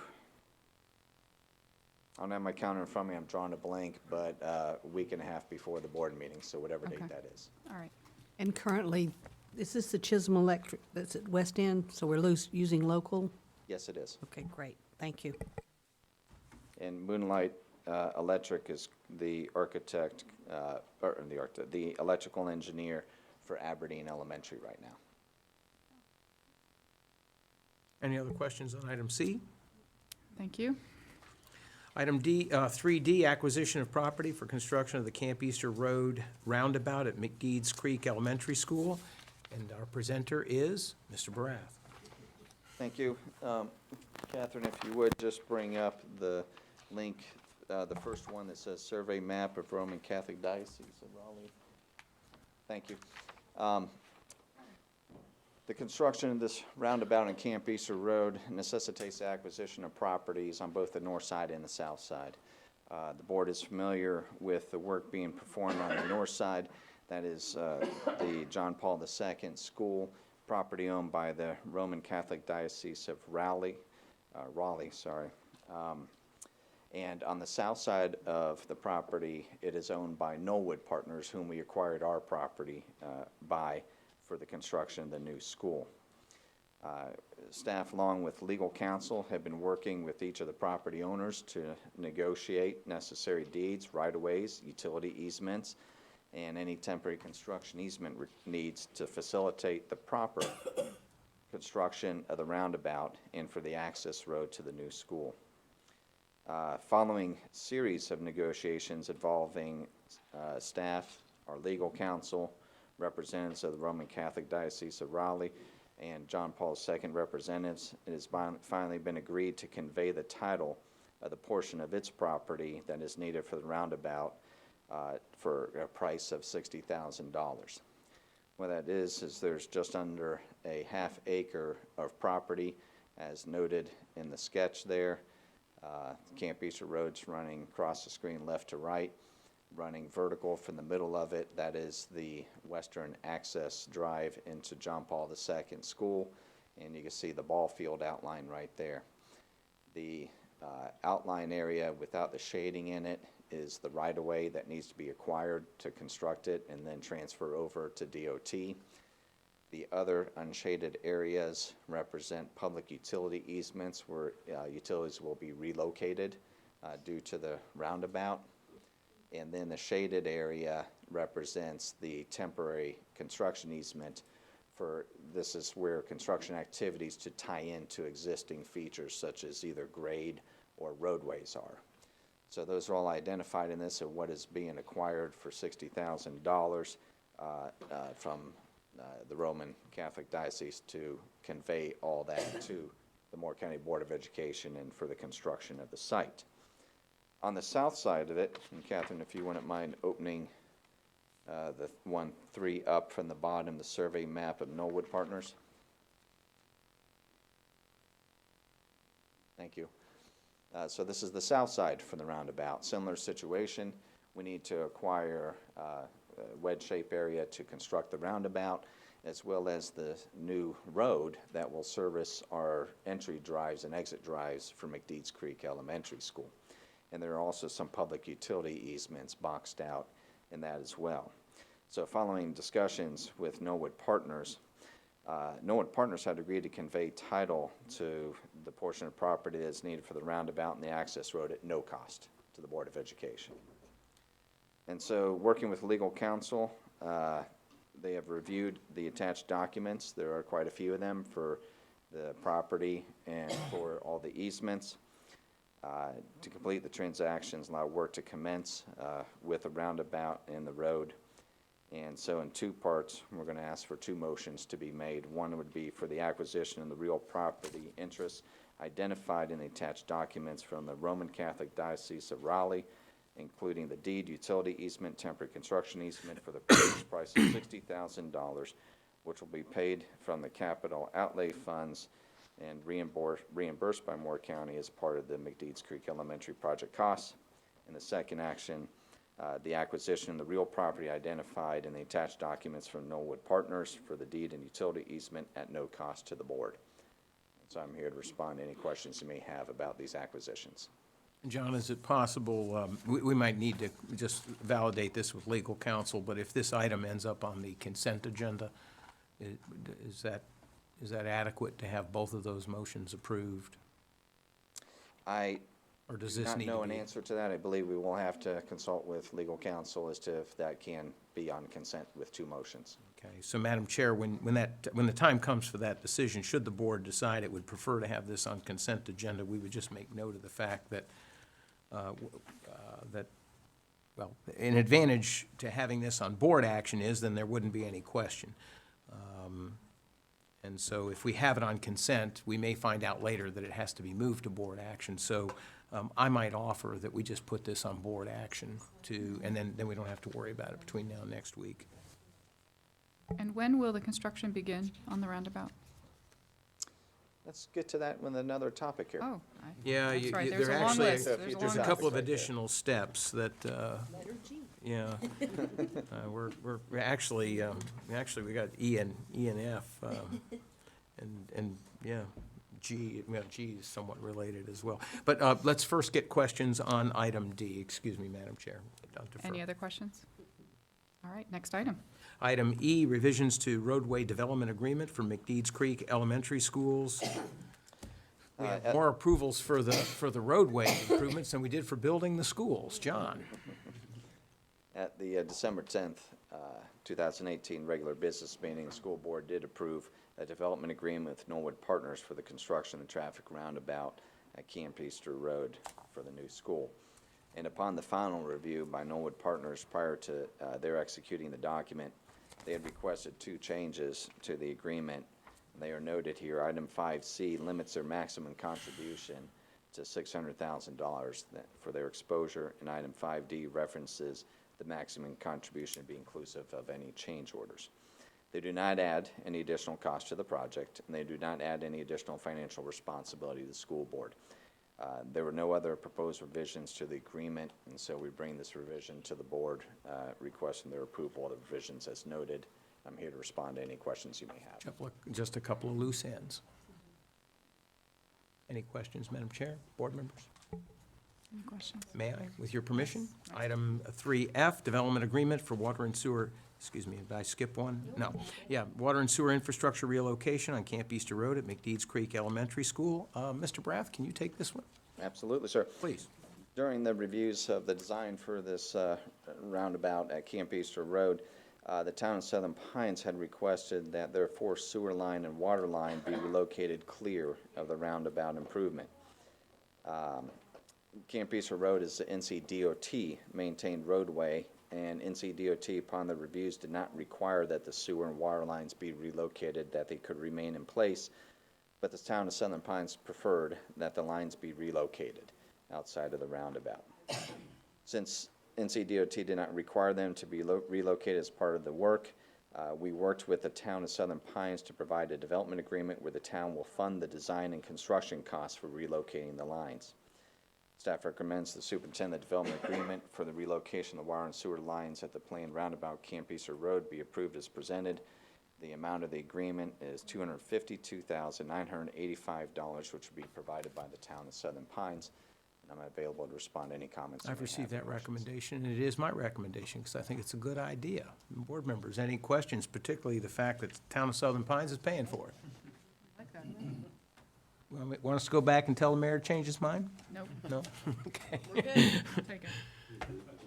Next item, Madam Chair. Yes, please. Bid results for McDeeds Creek Elementary School roadway improvements. Having done D, E, and F, we can now move on to G. On April 23rd, again, we received two bids for the construction of the roadway improvements at Fairway Drive and Route 22, the roundabout on Camp Easter Road, and Camp Easter Road and Niagara Carthage Road turn lane improvements. North Carolina general statutes for formal bidding. Anything exceeding $500,000 requires a minimum of 3 bids. So we were not able to open or do anything with the bids. So in accordance with general statutes and school board policy, staff working with the design team immediately reissued the notification with a new bid date of May 2nd. On May 2nd, we received 2 bids for the roadway improvements, which at that time we were permitted to open. and the apparent low and responsive bidder is Sanford Contractors in the amount of $2,260,000. Now, Sanford Contractors should be another familiar name to the board. They have performed work on similar projects for DOT municipalities, as well as performing grading activities on the current school construction projects. The school board's approved development agreements with Knollwood Partners in the town of Southern Pines contain funding revenues for responsive parts. Those are Knollwood Partners up to $600,000, the town of Southern Pines $252,985. The remaining amount of just over $1.4 million will be provided through the project funding of contingency, remaining FF&E and technology funds, remaining offsite utilities funds, and Moore County Schools capital funds as required.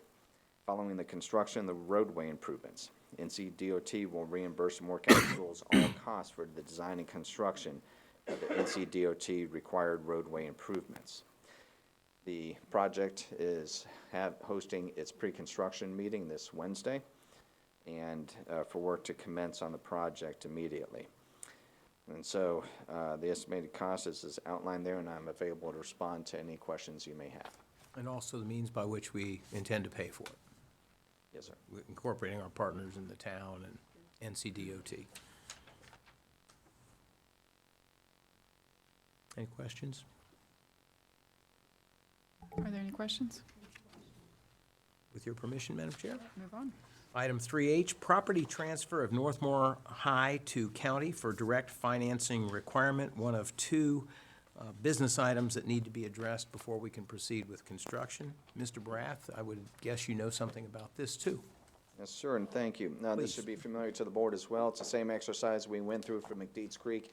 You'll recall that McDeeds Creek and Northmore High School are direct finance solutions by the county for funding. And whereas the Aberdeen, the Southern Pines, and the Pinehurst sites were done through a general obligation bond. The difference between the two funding strategies is that with direct financing, the bank requires collateral. And so this is the same action that the board took with McDeeds Creek to convey the property of Northmore High School, inclusive of all structures, to the county to use as a collateral to permit them to borrow the funds to perform the addition and the renovation work. Just as with McDeeds Creek, as soon as the debt has been satisfied, whether it's the full term of the loan or is paid off early, the property reverts back to the Moore County Board of Education.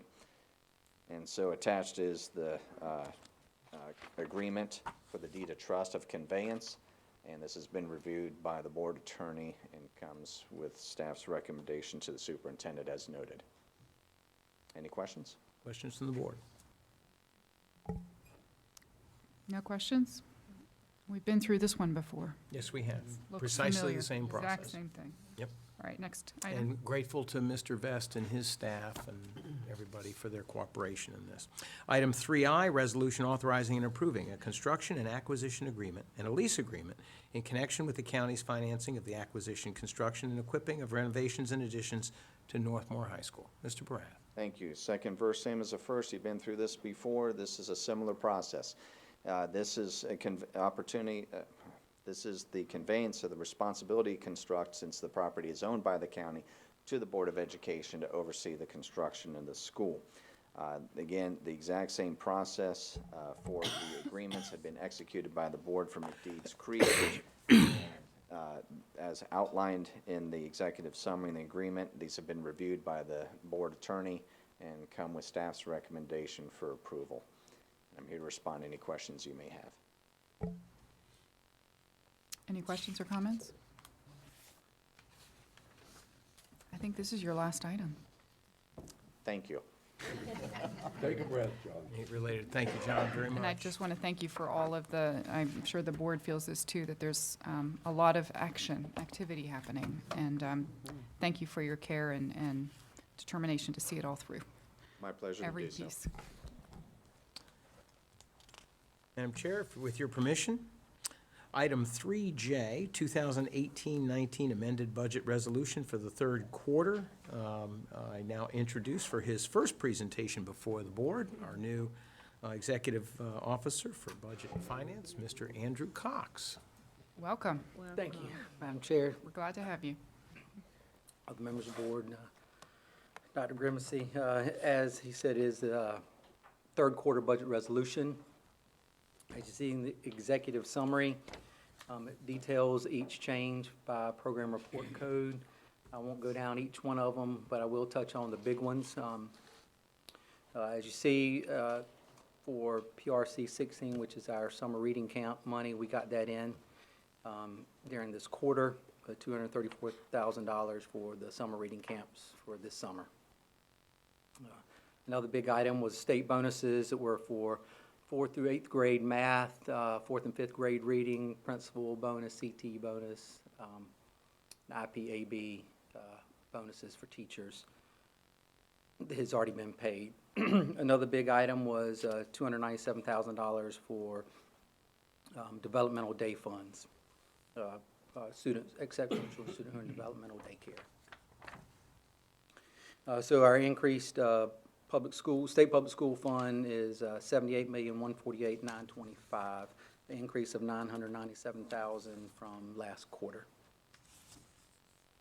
The next fund is our local current expense fund. No overall change. The only changes there, we're moving around within the fund, but no overall change to funding for our local current expense fund.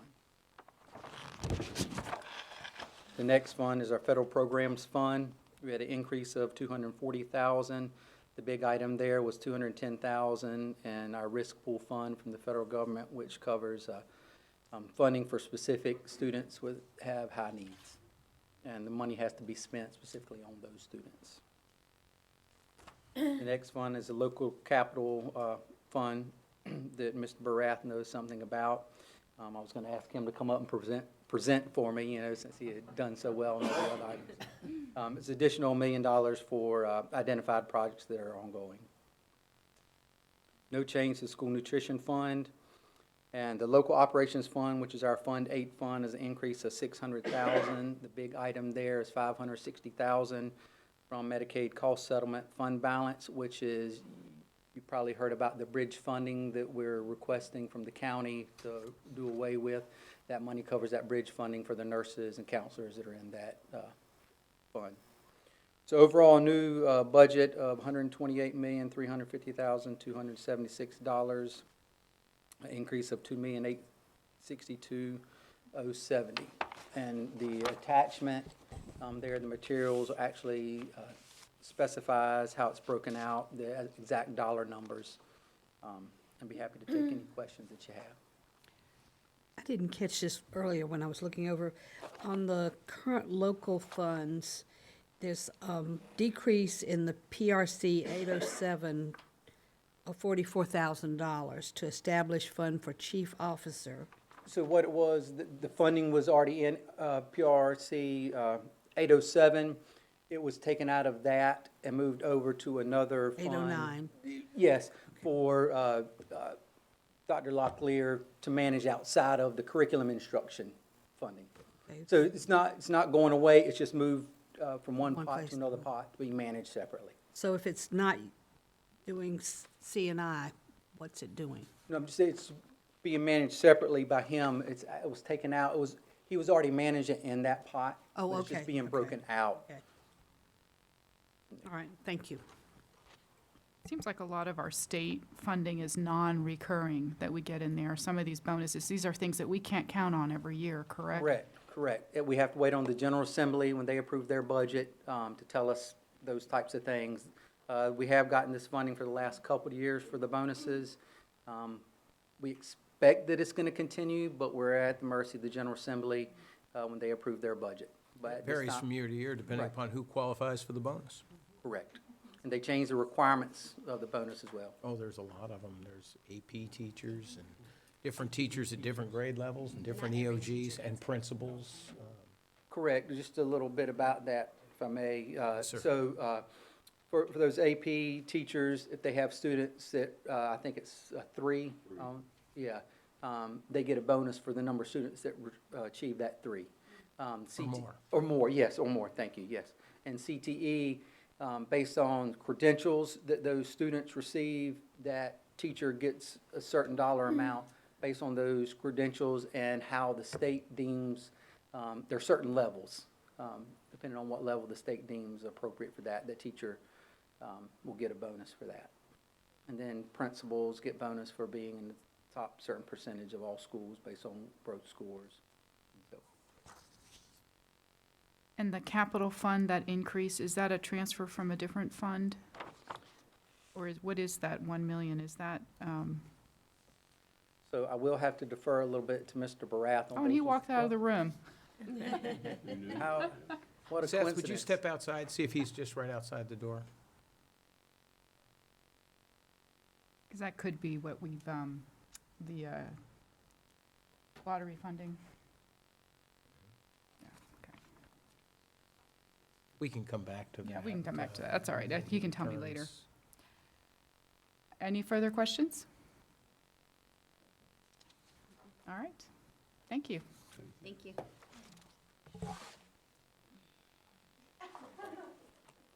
Madam Chair, I'll do the honors with item 3K. After our last meeting, as we were reviewing and filing the minutes, legal counsel and the clerk discovered that we had an item on the March 4th, approved March 4th minutes that was an insert from the executive summary that did not accurately reflect the school board's discourse at the meeting. And so I'm not going to take a lot of time right now except to note that the attachment shows the current narrative in red, and then immediately thereafter, the clerks and the superintendents and legal counsel's recommended revised notation. And happy to answer any questions on that. It simply provides a more accurate depiction of the board's discussion and action on March 4th. Any questions? Okay. Yeah, if you don't remember it happening that way, then let us know, but that should be an accurate depiction, and happy to answer any questions on that. Shall we move on, Madam Chair? Yes, please. At this time, I'll invite whoever it is from the curriculum instruction staff. Let's see, we've got Dr. Johnson on her own. Congratulations, by the way. Thank you. Thank you so much. Amended, let's see, renewal of contract for Renaissance Star 360 Universal Screener. Dr. Johnson. Yes, so you'll remember, we've come to you now three years to propose a contract for Renaissance Star, which serves as our universal screener. As a part of a multi-tiered system of support, you need a universal screener in place to help us identify students who may be struggling or students who may be excelling, and to provide differentiation. So this is our third year using this product.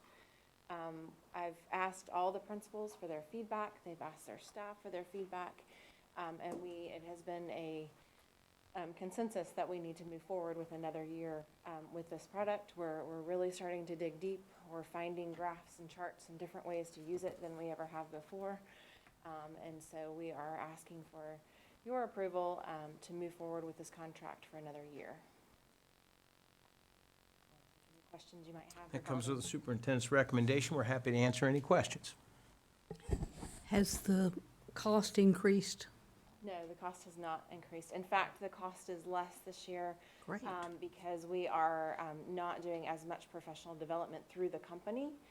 Our own folks are trained enough now that we can provide our own professional development. Thank you. And the data are being looked at that Oh, are yeah. coming out of this.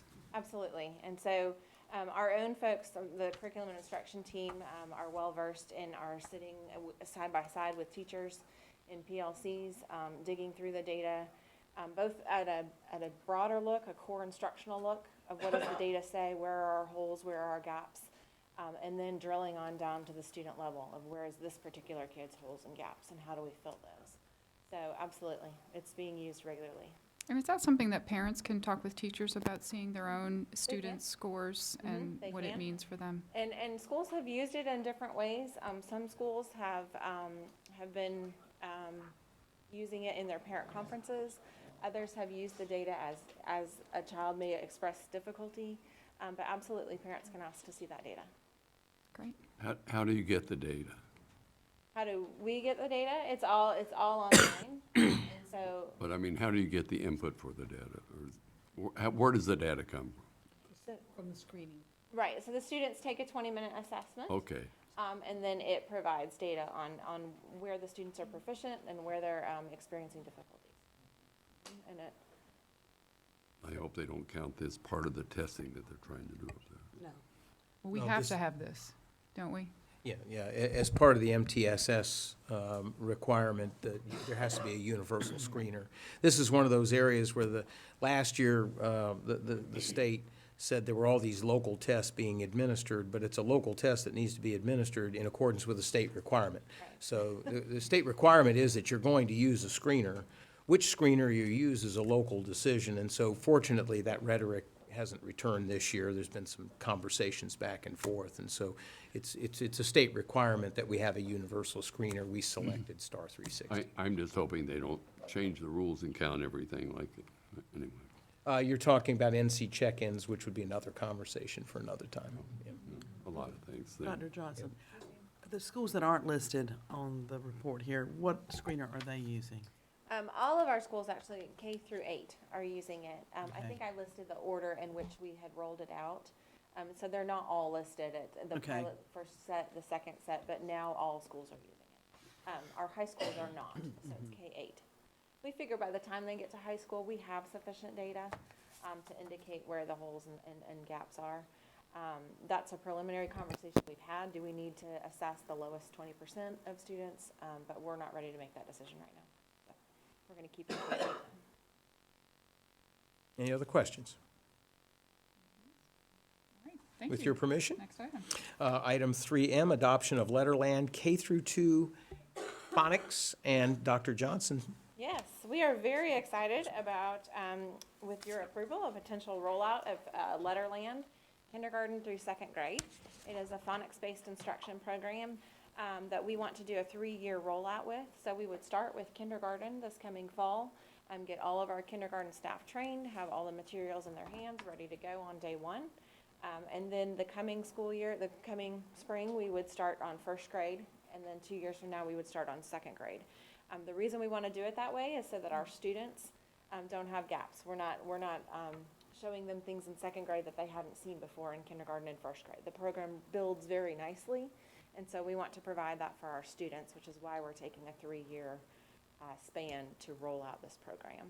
So the program itself plays very nicely with our kindergarten play initiative.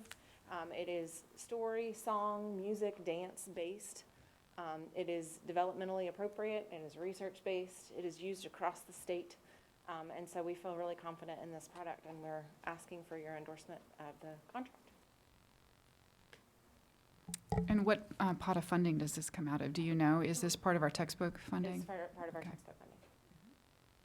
I actually had my hands on this, so I've experienced a lot and have done these lessons, and it's wonderful. And what I love most about it is it's hands-on, but so it's teaching them visually, Right. and they can and auditory too. But it's just a wonderful program, so I highly recommend it. Very good, thank you.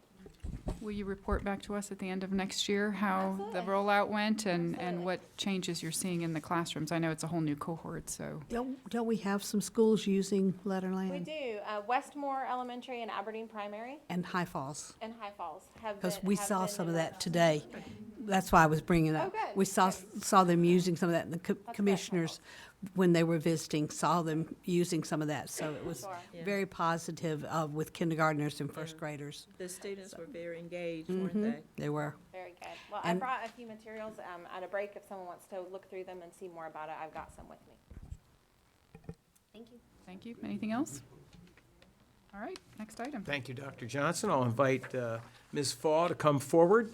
Alternative accountability model participation for Community Learning Center at Pinckney, and I believe this is the 3rd year in a row we've done this? This is the 3rd year in a row we've done it. Yes, ma'am. That requires the school board's approval, yes. Earlier than in past years, the Department of Public Instruction is asking our local public schools to select the alternative school accountability model they want to use for next year. Usually this is done at the beginning of a school year. They're asking for it to be submitted by August this year. Since 2015-16, the Community Learning Center at Pinckney has participated using the Alternative Schools Progress Model. This model uses the following formula.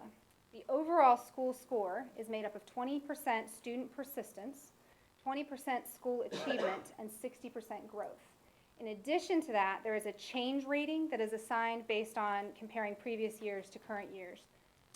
The PAR and CLC have reviewed the options and wish to continue with the same alternative school progress model for the 2019-20 school year. Additionally, alternative schools are asked about selecting an option for how to calculate the alternative school performance grade, or the SPG, if there is not enough data at the school in order to calculate a yearly school performance grade. There are two options. One is to return the scores to the student's base school, and then the Community Learning Center at Pinckney would receive the score of whatever highest percent of their population, which is Pinecrest High School. They would receive that same score. Option two is to use 3 years of CLC data in order to calculate that grade. In the event that there is not enough data for the 2019-20 school year, PAR and CLC request to use 3 years worth of data to calculate the letter grade for the school, the same as we have done in previous 3 years. And this is the same action the board took? Same action. We want Last year to and the make year no before. changes to it. We feel like it's the best representation of what CLC is and the best way to tell the story. That represents the superintendent's recommendation, Madam Chair. We're happy to answer any questions. Any questions or comments? All right, thank you very much, Ms. Fall. Thank you. I'll invite Dr. Metcalf forward. Item O, endorsement to gather public comment on the 2020-21 Innovative Year-Round Calendar. Yes, good afternoon, Board. That's an Good to see you. attention getter. Yes, I'm here on behalf of the Calendar Committee. We are seeking your endorsement to put the 2021 Year-Round Innovative Calendar on the website for further review and feedback from our community. As you know, this is the second time we will have put a calendar online for feedback. Back in December, we put a very traditional calendar up and received some feedback for about 30 days. But during that time, we became aware that some districts were moving forward with this year-round innovative calendar concept, which was very interesting to us for several reasons.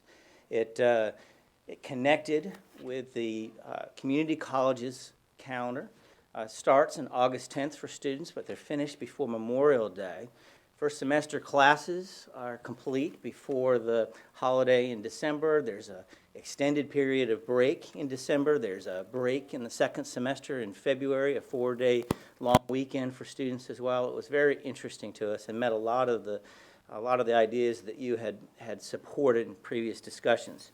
So we took that for a ride, if you will. We took that out to that innovative calendar. We did a draft of that, and we took it to our advisory groups, both at the district level and at the school level, and the feedback was very positive.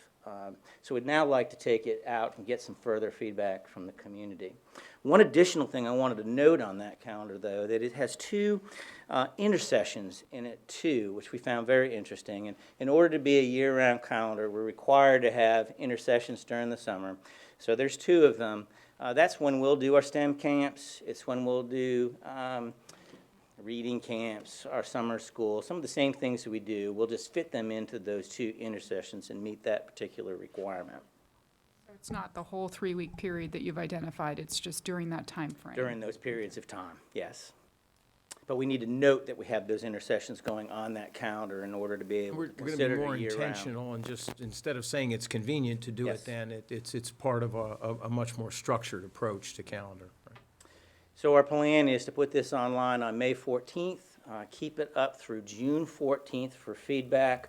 I'll come back to you at the June board work session, give you an update on where we're at. That'll give time for the community to come at the board meeting and be able to give feedback during the public comment piece.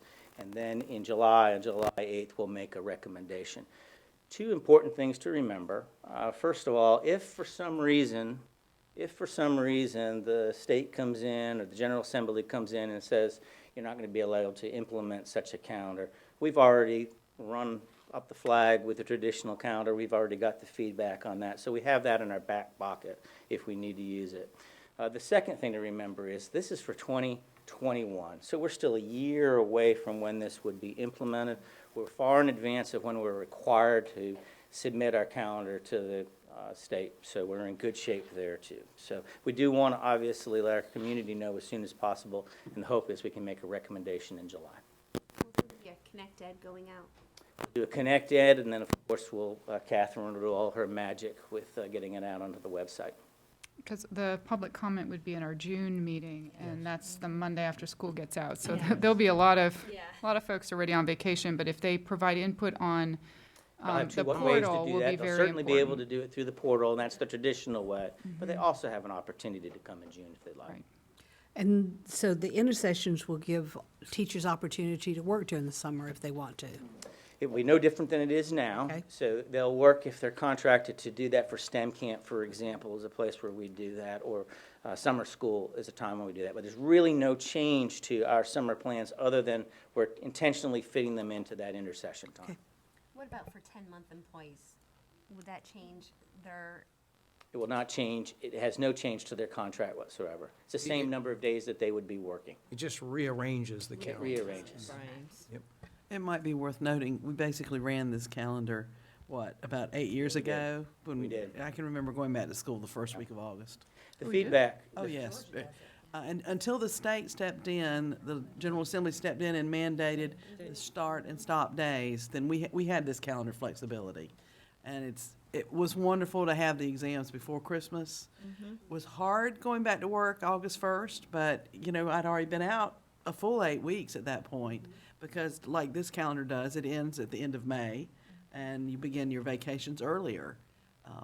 So we had that flexibility The only before. negative we've heard at all from students that we've talked through, from parents that have been part of the advisory groups, from teachers, is that transition summer is pretty short. But one thing I would add, that it does mean that should the General Assembly do anything to reconsider the provision for this approach to year-round school, you're better off having everybody schedule themselves and organize Yes. themselves for that early start. And then if you have to go to the traditional, it's a whole lot easier to adjust than the other way around. Yes, absolutely. So I think that, having an extra week at the end of the summer isn't going to hurt anybody, should anything change.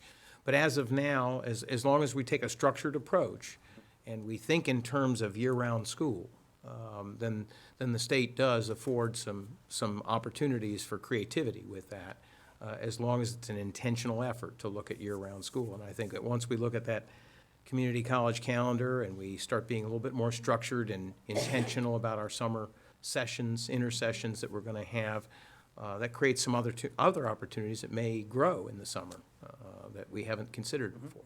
Well, and it does our community college dual enrolled students a great deal of benefit, because they're already coming back and starting those community college classes early. Absolutely. And then they're floating freely in May when the community college gets out, but they're still in high school. So if we can align our calendar with the community college, it will be a great success for all. So the naming of this, though, is sort of a requirement. Yes, it is. Because if you look at other schools that run this calendar, they're not necessarily year-round. They're just starting earlier and Year-round is ending kind of a early. So misnomer. it is a misnomer, and I want to make Idea sure. that what we consider a year-round from our previous experiences Right. with year-round, it's a year-round innovative. We need to call it year-round because of the intersessions and Okay. to work through with the state. So that's a state requirement? Yeah. Yes, to work through the angle that we're going to be able to do this, a year-round innovative calendar. Well, It's when you make the commitment to year-round that you have some degree of creativity that you're afforded.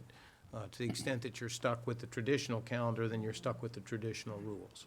Well, and many of our families may like this, especially the ones that were around back then, but also it aligns with Sand Hills Community College, and it aligns with a lot of our charter and private schools, and I know there are families that have both, children in both, and so this helps to align some of that. So. Well, and I was going to say, when I was part of the military forum this spring, that was the 4-day weekend in February was something that they were asking for, because their spouses have that opportunity to have a 4-day weekend, and that would give them some time to do something in the middle of the semester. Well, Dr. Powers loved that because a lot of students are sick in February, and he gives us 4 days to go in there and clean off some desks, get rid of some germs.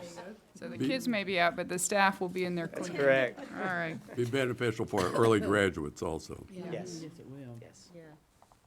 Thank you. Any other questions? Excited to hear the feedback from the community on this. All right, next item. At this time, I'll invite Dr. Powers forward. Item P, endorsement of process to seek public comment on proposal to name the stage at Union Pines High School as Judy Osborne Stage. Dr. Powers. Yes, sir. Thank you, Dr. Grimacy.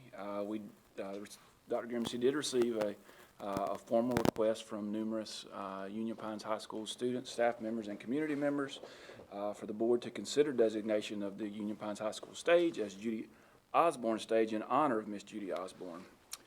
Judy Osborne has served as a theater arts teacher at Union Pines High School for 29 years. Her productions have been awarded the North Carolina Theater Conference Judges' Choice Award at the Regional Play Festival and the NCTC Distinguished Play at the State High School Play Festival. That is considered a state championship among the theater arts community. Her additional awards she has received additional awards for directing, ensemble acting, and distinguished play. Additionally, she co-founded the Derek Cone Memorial Scholarship to help theater students continue their passion for theater arts at the collegiate level. Her personal accolades also include the NCTC K-12 Theater Educator of the Year in 2006, the North Carolina State University Inspirational Teacher Award in 2009, the 2008-2009 Union Pines Teacher of the Year, the Piney Award, which is given by the Pilot in conjunction with the Arts Council of Moore County. She received that in 2010, the NCTC Herman Middleton Distinguished Service Award in 2012, and she's also served on the Board of Directors for the NCTC.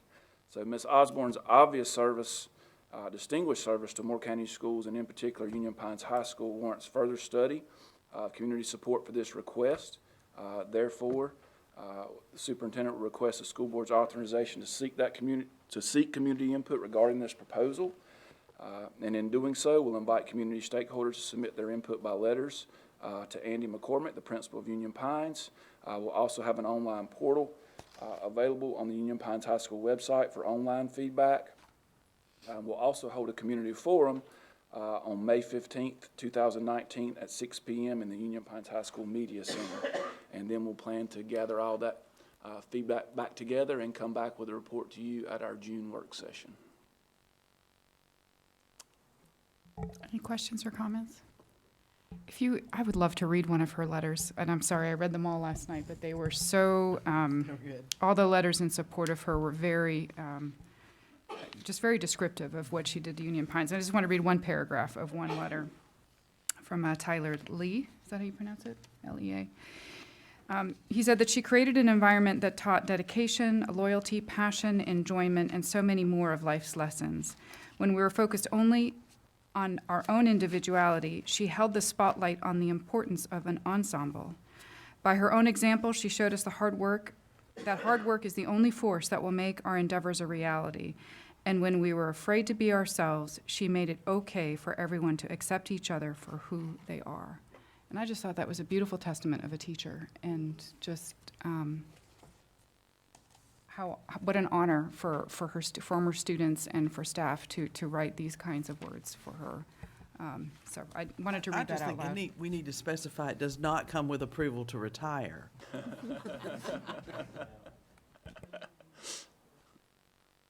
So noted. And you have nothing else for us today? That is all today. I would No like to trips? recognize, Madam Chair, I believe that in Dr. Powers' long illustrious career as Director of Student Services, this may be the first work session that you have not brought an overnight or out-of-state field trip. Is that true? It's not the only, but it's one of very few, I will say. We must recognize that for the record. Yes, so that is good. So we do have a few that we'll have next month, but yeah, we were. Always have a few over the summer. We had, some camps. that's exactly right, so got a little break. We're grateful. Send me the information for that community meeting, because I would love to join. Absolutely, absolutely, yep. And we'll have all that on the website as well. Thank you, Dr. Powers. Madam Chair, you'll see on item Q that there is the proposed agenda for next Monday, scheduled to begin at 5 o'clock with your closed session, and then the public session beginning at 6:30. Typical of May and June, there is a significant number of recognitions that you have. So that coupled with some other topics of high interest, the staff has recommended that the board consider conducting that meeting at Carthage Elementary School. And so with that, we'll receive any feedback that the board would like to offer on design of your agenda for next week. In particular, we'd like to know which items you would like to assign to your consent agenda. Well, let's think the reverse, which ones we take out for board action. Any way you like. Yeah, we talked about D. Sounded like D. Are there Anything any, else? I thought consent. everything else consent? Yeah. Except for item D? We need to do anything about the bid results, but we don't have them yet. We won't be voting on that in June. You mean on Northmore for High School? Northmore. No, ma'am, we've got 5 weeks. Haste has made waste in the recent past, and so we are delighted to have a little bit extra time to work with the county staff to come up with a very thoughtful approach to the difference between where the bids are and where the budget is. And so we'll be working with them and looking forward to coming back to you with a recommendation in June. I think that's the only one I see. All right, so just D, we'll pull out for action items. Sonia, you got that? Okay. All right, board members, the last item is comments. Are there any comments? I'll start with you, Bruce. that Sure. end. Friday morning, I had the wonderful experience of dropping in on the robotics competition at Pinecrest in the morning and came by in the afternoon, and there were, 42 counties and 2 states, and lots of excited kids. And it was very heartwarming to see the intensity and the enthusiasm, and I commend everyone that was involved with that activity. They've already started thinking about next year. I want to compliment Mr. Cunningham. He had the photo of the day. If Ms. Murphy hasn't seen it yet, it was one where we had one of our robotics sponsors with a whole table full of youngsters. Everybody was all in and very intensively considering something, whatever it was. Whatever it had was. Everybody's undivided attention, so thank you, sir. I will share that with Ms.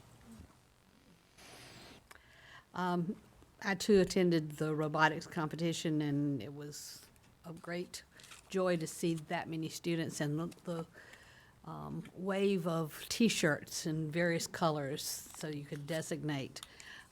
But it was, I was sharing with some friends this weekend, and they kept saying, "Are you sure this wasn't high school that was doing all this?" Because I showed them some of the videos that I'd taken, and I said, "No, this is K-5," and they were just amazed. And it was being live streamed.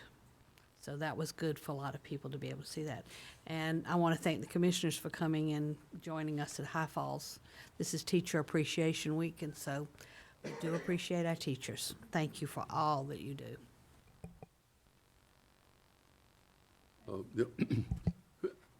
I can't remember who came in what place. I think Friday, I think Robbins came in first place. High Falls came in second place. Let's see. I can't, Some in but I Robbins. can't remember. Mr. Johnson would have all the details on. Some in Robbins came in first That place, was I good. don't know. That's it. Yeah, they were all winners to me, so All 350 of them. that's right. Just a shout out to our teachers, as Betty indicated, for all they do for our students. All of their efforts never goes unrecognized, so just wanted to send a shout out to them, as well as I've had so many people that would stop me at the grocery store or our chicken hut to just provide kudos for our follow-up and our quick actions around our incident at Northmore. Complimentary of our principal there, Jenny Purvis, as well as our SROs in the Sheriff's Department. So just wanted to recognize them. That could have slid under the radar, but their professionalism was just unnoticed. Was noticed, so just a shout out for them. And also, just wanted to mention our 3 students. I don't know if this is the first time that we've had students in high school that completed an associate's degree. Last year we had one. Did we have one? But to me, that is just phenomenal for them to have accomplished that, to be graduating from Sand Hills and then getting their high school within the same year, high school degree. So shout out to them as well. We hope to have them here at your June meeting Oh, that would be great. for formal recognition, but they are seniors. We hope they just hang around long enough to come visit with us. It's kind of hard to hang on to them. Well, and I noticed in the article that you published, Ms. Murphy, that they talked about planning, that they want to pay it forward by telling anybody who wants to do it in the future that they should really think about it starting in their junior year. And so I thought that was a nice way to give back to the future students who are might be thinking about doing the same thing. Pretty much everyone said everything. I did appreciate the live stream. I had my other job. I had to work all day on Friday. I had desk duty. That was real fun. So I appreciate them live streaming because I did get to put my earphones in and listen and watch, and so that was wonderful. And teacher appreciation, don't forget to also appreciate your staff, your secretaries, your custodians. Everyone helps out. It's just a great time just to say a thank you.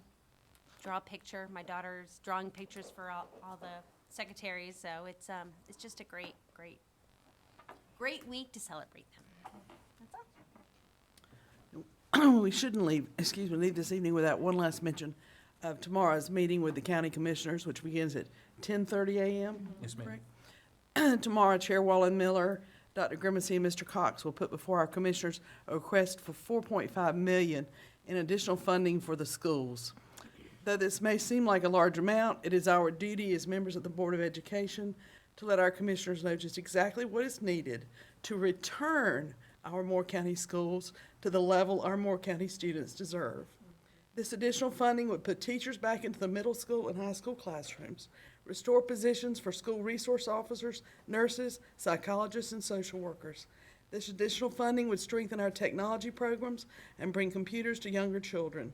This additional funding would enable us to keep our Moore County children safe and secure. With your support, our commissioners will listen, and we will see additional funds, extremely necessary funds, added to next year's budget. As has already been proven, working as one more can make a difference. Thank you, Libby. Emotional. Can I make an encore comment? Yes. If you haven't read Connie Lovell's op-ed in Sunday's paper, please do so. It was amazing. That was very Wonderfully good. written. Well, thank you for the reminder. We have a lot of important work that the school board is doing, obviously, with building schools, with redistricting. The budget, of course, is paramount to be able to do it all and do it all well. So I appreciate that reminder. The last thing I want to say is, in addition to Teacher Appreciation Week, it is Nurses Appreciation Week. It is, and Ms. Lovelady told me, Child Nutrition Professionals Week as well. And I'm going to make up a new one.